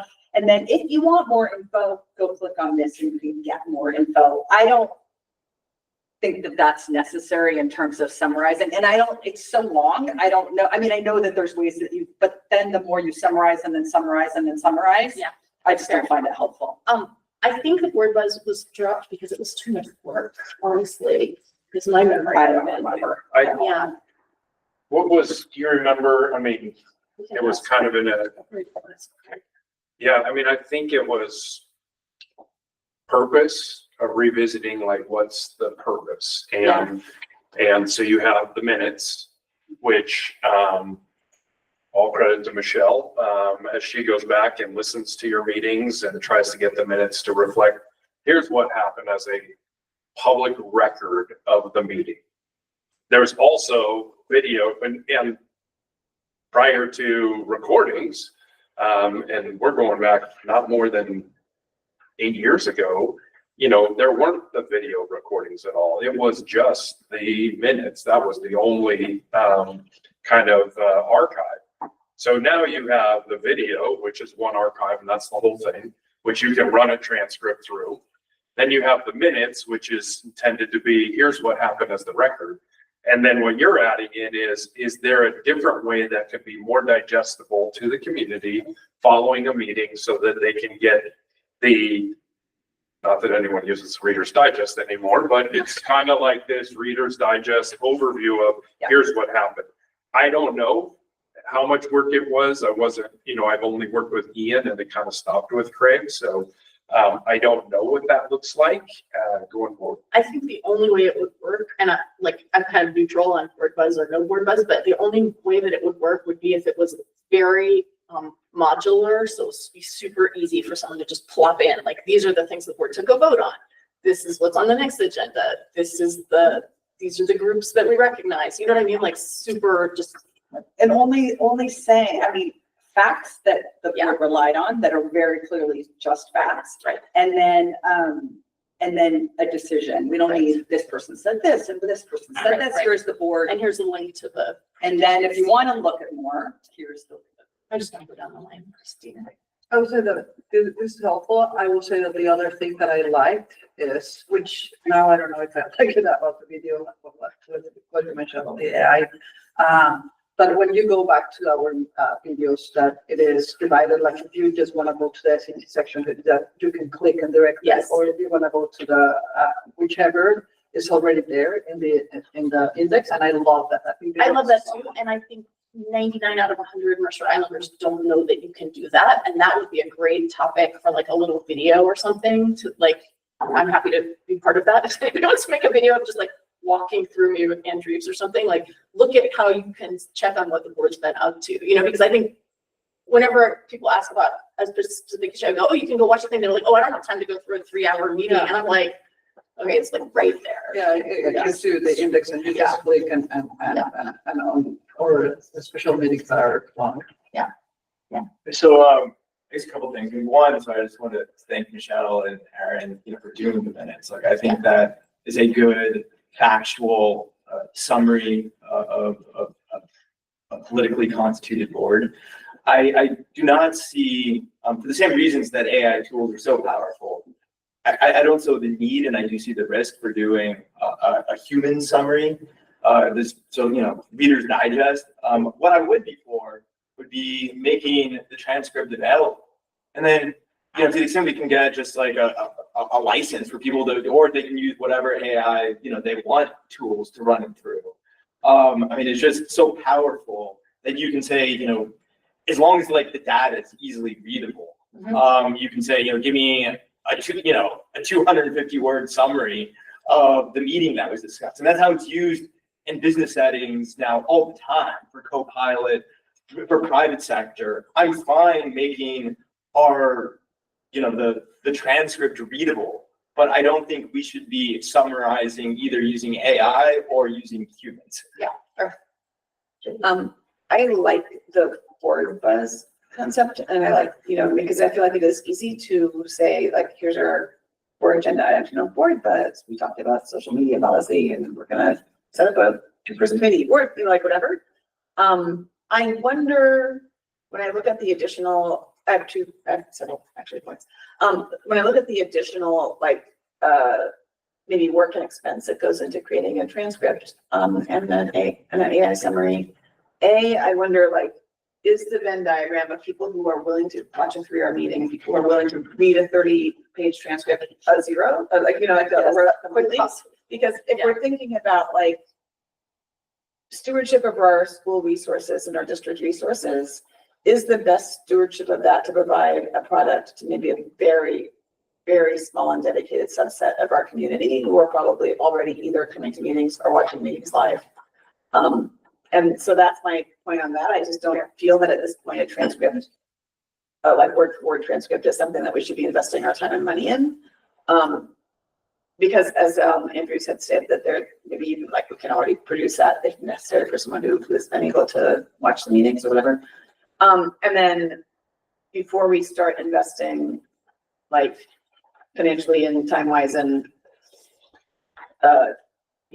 otherwise, I'm not like into like using AI. I think that we do need an AI policy of like how we're going to use that as a district because, do we want to be using AI for every thing? And, like, I don't know, I feel like we as a board, or maybe just me as a person, I haven't really like fully seen our district analysis of like the total, like, implications of using AI. That's coming. Yeah, I know, but that's something I would like to see first. Like, are we gonna morally commit to using AI? I'm happy to withdraw this idea because it's pretty clear that it's more complicated than I thought. And you made a really good point about where that Venn diagram overlaps. So I'm happy to just say, clearly we're not going to do this, either of these things right now. So, and Christina and I are still interested in going to this AI and ethics conference potentially in June, but we're expecting to hear a report of what's been done so far by the AI committee and so forth. Yeah. I mean, I would, and I don't know if the software is expensive or not. I mean, to the extent that there is ability to produce an accurate, usable transcript, I mean, that's an enormously powerful tool for then people to do their own analysis that takes no time. I mean, that's the whole purpose, is you can take a 3-4 hour meeting, you can pull out whatever information that you want to hear about in whatever form you want. And as long as the source material is accessible, people can do their own analysis. So I think it's not good enough yet, which I think maybe means we wait 6 months and revisit it, or we wait a year and revisit it, something like that. Because I think what's happening, and I could be wrong, but I'm recently divorced from someone who works in the AI space. I think that the system is actually getting information from the video that is not put into the written transcript. So for example, like the AI itself kind of knows who's talking and how the conversation is going and is basing its summary on that information. But when it has to write out word by word, it doesn't have enough confidence to be like, and Dan said this and Christina said this. So then the written transcript will just be like board member, board member, board member. So then if someone takes that and feeds it into an AI, they're just going to get kind of gibberish in terms of how the discussion actually went. So I think the answer is let's look at this in like a year's time, and I think it'll be a lot better. So can we move on and just do our last little thing and then we can be done early? Sorry, Deborah. I really like to continue the conversation about, I mean, I don't like the AI aspect, but I think we have a very limited, maybe it's going to get bigger as our young people are becoming parents, but I think I have no idea how to do what you're saying, and I have no interest in learning how to do what you're saying. And I imagine that I'm the majority of that. I want to see us being able to communicate in a way that's effective, like take the AI stuff off the table. But I really would like to see a way to communicate the board's business. And I actually trust people to do things ethically and respectfully. I don't think that there's always these underlying, agendas. I'm looking for something very fact-based, and here's what's happening. If you have input, provide it. Or like what you talked about on your private social media page. Individual social media page. Thank you. Very fact-based.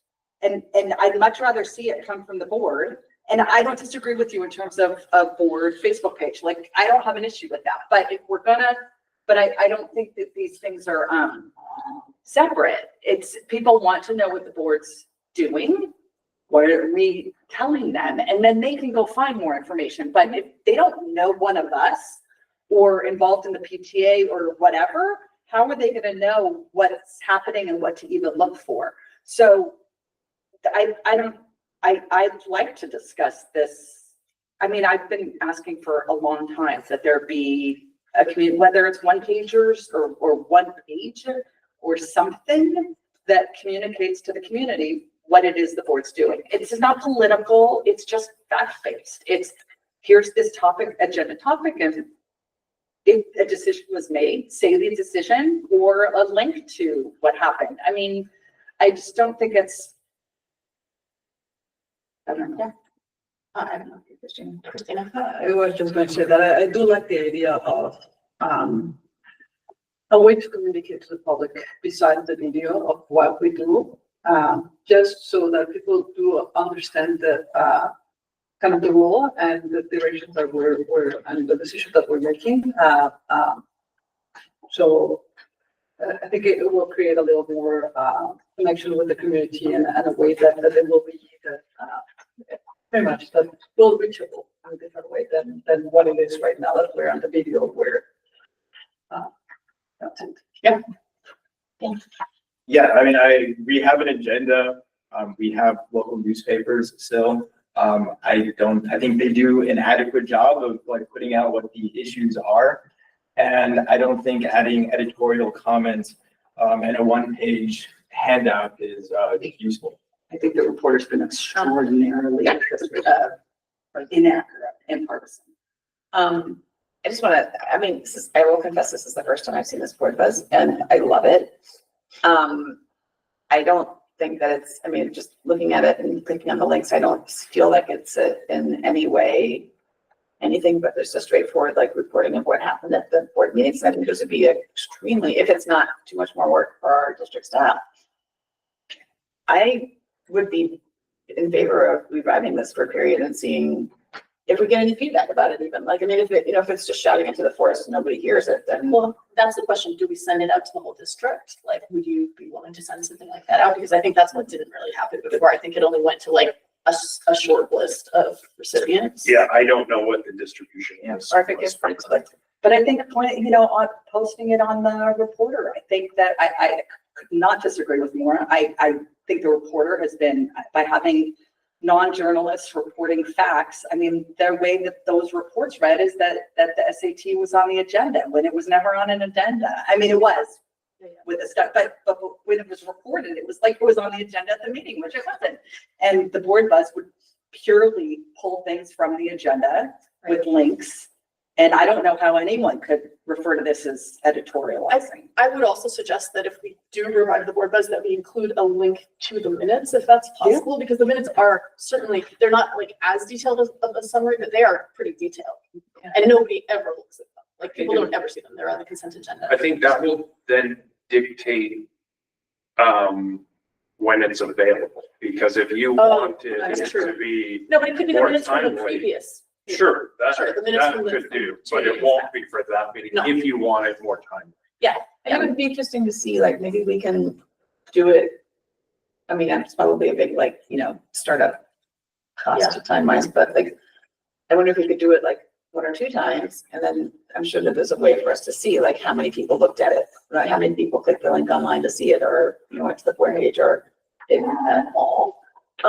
Or it's something that could be put in the, you know, like agenda, like maybe like next meeting's agenda, here's last week's board buzz, you know, or something like that, where it's like, I don't know. Or we maybe, if we reintroduce it, maybe do an agenda item where you kind of explain it to the public, kind of, you know, we're reviving the board buzz and here's what it Right, is. and then push that out. I'm sure no one's one would have Yeah, or another thought to make it less impact on staff would be to do it once a month. So it'd be like, and actually, I think as a community member, I'd rather not get 2 emails a month about this, or 3 emails a month, or 4 emails a month. Be like, the January board buzz, we had 2 meetings and these are the things that were We could even discussed. put it on the agenda that the board votes on the topics we want listed. You know, like the Yeah. agenda, because you're obviously not going to include every single thing, but that way it's a board decision about what's then communicated that we did. I can list anything that we voted on for sure. I'm just throwing it out there. Christina, you have your. So I will say that for me, it has been helpful to, when I'm reviewing things, related to other things, to go to other school districts and see what is happening. And I noticed that there's a link on the Darling United School District, and Which United School District? It's in the agenda. The agenda has two links on, it's pretty much the same thing. It is, but it does give you the summary without having to watch their whole school board meetings, etc. So it could be a modeling thing. I do like the fact that it's factual and it's coming from the board. I do think that we are different than the reporter, and it's okay. Yeah, it's okay, and we can publish it under our own page and let the public know this is our factual thing. Yeah. And if the reporter decides that they want to run it, that's fine with them, and if not, it's not. It is Yeah. their own newspaper, and we should always be apart. We're not the same organization. So But that one looks great. I mean, so I think the Dublin one, I'm looking at it, but I mean, it seems to be fairly pretty much minutes with a better graphical interface. And to the extent that we have minutes with a better graphical interface, fine.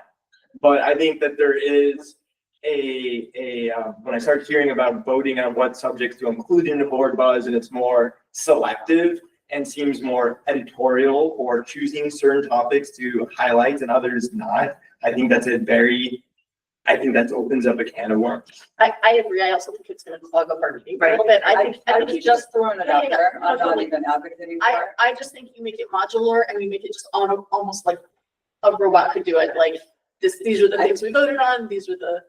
But I do think it's more, this is so much more accessible than looking at minutes. I would never Yeah. look at minutes, but I would read this and pick it up for me. Yeah. Right.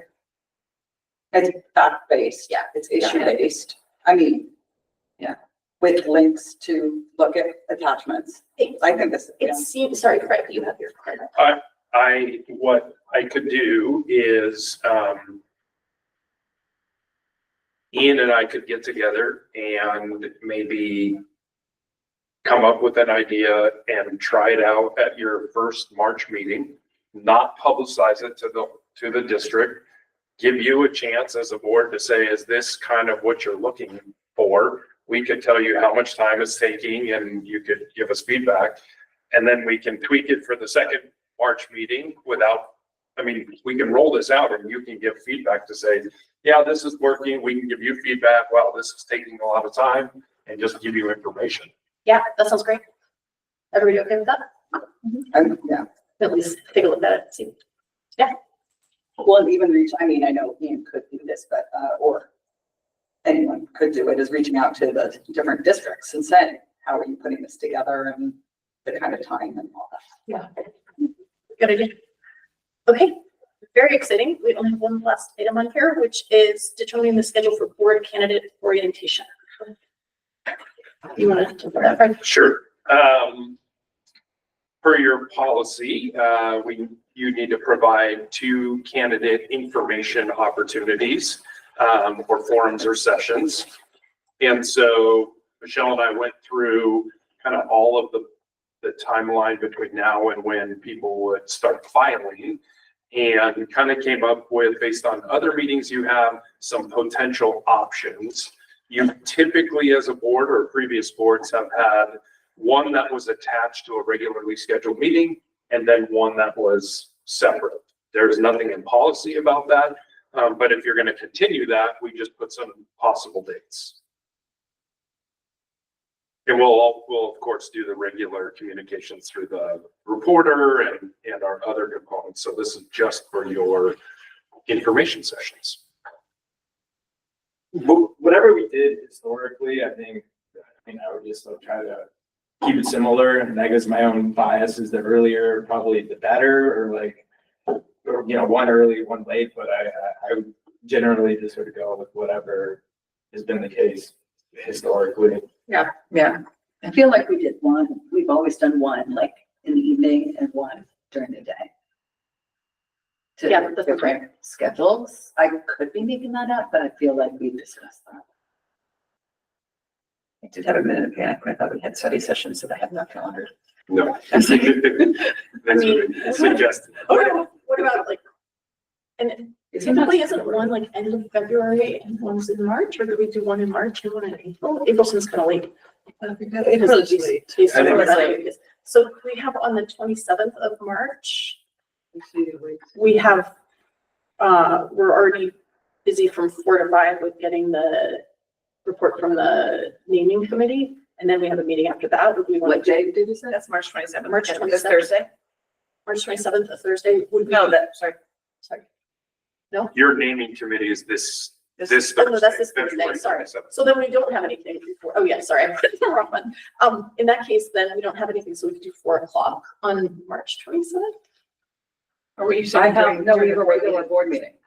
I know, that starts at 5, so I'm saying. Right. Oh, I But saw I'm saying it's part of a regular board meeting, it would go like after public comment, like on the agenda. Oh, sorry, it's usually like right before the meeting or right after, not inside Not within. the- Okay. I think before can be more problematic sometimes with work schedules. Yeah. I mean, I just think later is probably like usually the best in terms of availability. You could put it inside your meeting. It just hasn't typically happened, but you can do whatever. I don't, I think, I don't, if we had to do it, I would do it before. I feel like by the time the meeting ends, I don't know what, but I don't know what you did in the past. I don't want to see us doing 8 or 9 o'clock. I mean, I just don't think that's. It's not a good way to recruit. Well, and I mean, I think it also, you know, with And also people running for the board with the lack of understanding of the time commitment. Yeah. And while it can change, if you have a job that makes it, I mean, it's just reality. If you have a job that you can't take days off, I mean, there's board requirements that are during a workday. And, you know, they're few and far between and are on the schedule. And when I had a job I had to actually go to, I took days off. But I think knowing that is important and No, I think we should, if we're gonna do it on a meeting day, which I guess historically we have, it would be better to do it before, because also, our meetings don't adjourn exactly at the appointed time, and I would hate to be like, we miraculously got out of here at 7:30, but now let's all just sit for half an hour and wait for the info session to start, or alternatively, we went on an hour and now we're gonna do it, info session at 9, you know? And remember also that these meetings will be videotaped and people can watch them on Zoom, right? Like, I mean, videotape, like I'm showing my age. They'll be recorded, and so if somebody can't come in person, they can watch one of the 2 on Zoom. So I don't have strong feelings about it. Can I do not recall the last. Yeah. I will say I did watch it on video. I did not went to one. Yeah. I will only say, so do the public ask questions or is just information? I totally forgot. Yeah. Yeah. Yes, questions. Okay. So my only concern is that at 4, we put it at 4, Hmm. that's exactly around when elementary kids are getting out. And I do would love to have a parent that has younger kids in the world too. But it's just something that it's a demographic that is important, even if I know that it's a time commitment, but 4 is a 12-hour for elementary parents. So I would be okay to move the hour meeting at 4 and then from 7 to 8 to have that session if we like, I don't know if that's. Well, that's why we've always done like 2 different times as for. Yeah. Yeah. So just saying, so if it's not. Or we could just do a completely different evening, like we could do like Monday or Tuesday, March 3rd or 4th, and do like 7 p.m. Oh, for a standalone? But it's a standalone. No. I would be for attaching it to some, like to Yeah. a meeting. And is it an hour or half hour? I feel like has it been? Sorry. I think we allocated an hour. Yeah. And there's in the past, sometimes a couple and Yeah. sometimes none. Yeah. So I somehow feel it's been more like 30 minutes or, I just only been once. Yeah. Like, it seemed like. Yeah. Or and I'm sorry, I'm confused. So the ones that are proposed here, that is a study session, that's the one that you're saying that is in the morning, and it will No. be attached to. These would be brand new meetings, Okay. if they say study Yeah. session. And if we can, okay. Yeah, So we have one attached to the board meeting, either at 4 or at 7, whatever, or at 8, I mean, or whatever, or like, and then like another one, would that other one be in the evening or in the workday day? Like morning day, like when you said there were historically 2 different times. yeah, historically, we've done one at like 10 AM or something. Like, Yeah. Yeah. Yeah. So. But we don't. So the have- date that's not on here, that is another possibility, is March 13th, which is your next board meeting. If you wanted, so there's that option too. We just didn't know if that would be too soon or. For me, March 13, I will be, on my regular meetings at 5, so I. would be Yes, of able- course. And it's fine. It's honestly, it's like, if one or two people honestly are missing, it's really okay, because it's not like they're taking I mean, action. we've always done pretty scripted. It's Yeah. not really, right? Yeah, Yeah, there's a there's presentation. a Yeah. presentation, Yeah. and then we answer questions, and We then that's just it. kind of Yeah, take a so it's slide like- and, yeah. Well, for me, it works fine to do March 13th at 4.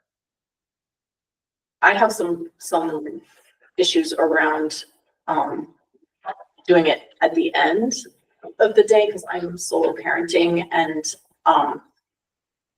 That's- oh, actually, no, I'm not. I prefer not to, I mean, my preference would be to do it before, just because of the, unpredictable stop time of our meetings. Yeah, but then we're not, if we do another one at like 10 AM or something, we're not accommodating people at all that are Oh, yeah, good point. working all day. I So, think we do a standalone, like a 7 o'clock. yeah. Yeah. What about like Monday what about Monday, the 24th?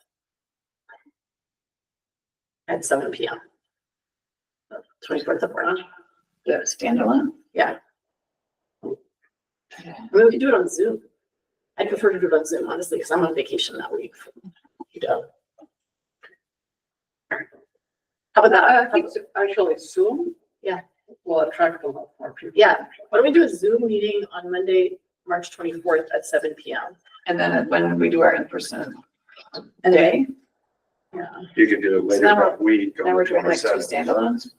Or do our in-person maybe at 4 o'clock, then on the 27th. Although it was pointed out that that's elementary school. Oh, yeah, good What point. if it's Zoom and it's? But you know, if we have a 7 o'clock and a 4, like a 7 o'clock on Zoom, Yeah, and then like, before a board meeting one. 4 PM. And What I we should be able to go to one or the I'm other. not in love with the idea of 2 different standalone sessions. Yeah, You know, like yeah. I'd like to, right? Yeah, is that your concern? Like, I'd rather attach it to something else that we're doing. So Because I don't four- know, like standing alone. 4 PM on the 13th. Yes, I cannot. be and there, but without it's fine. Christina. I'm okay. Yeah.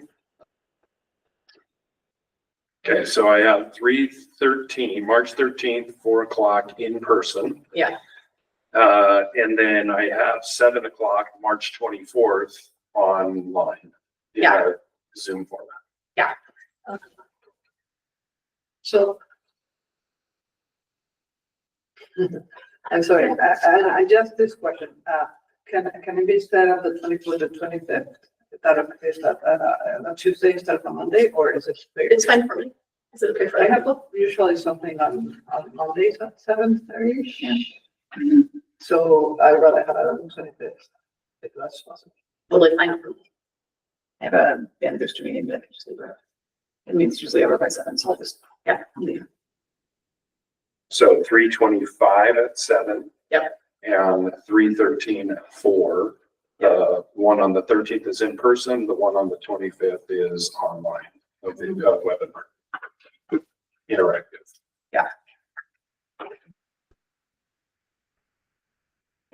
Is that work for everyone? Sounds good. Okay. That's all we have. Thank you, everyone, for your time today. We need to adjourn this meeting. Do I have a motion? I'm going to finish this meeting. Second. All in favor of adjourning, please say aye. Aye. All opposed? That is 5-0, and we're adjourned. Thank you so much, everyone.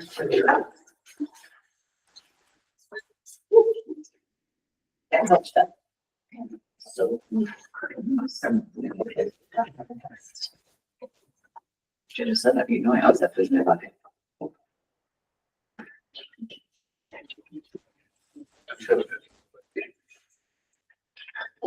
Hey.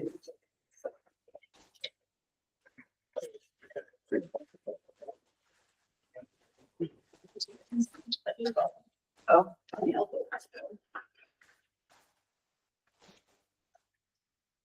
So far, did you want to see your parents?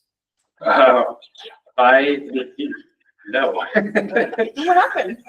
They ended up being just fine. They were great. My older brother and sister were like, they are fine. Like, this is fine. So I went to St. Louis instead to see my aunts and my cousin and whatnot, who I hadn't seen in 5 years.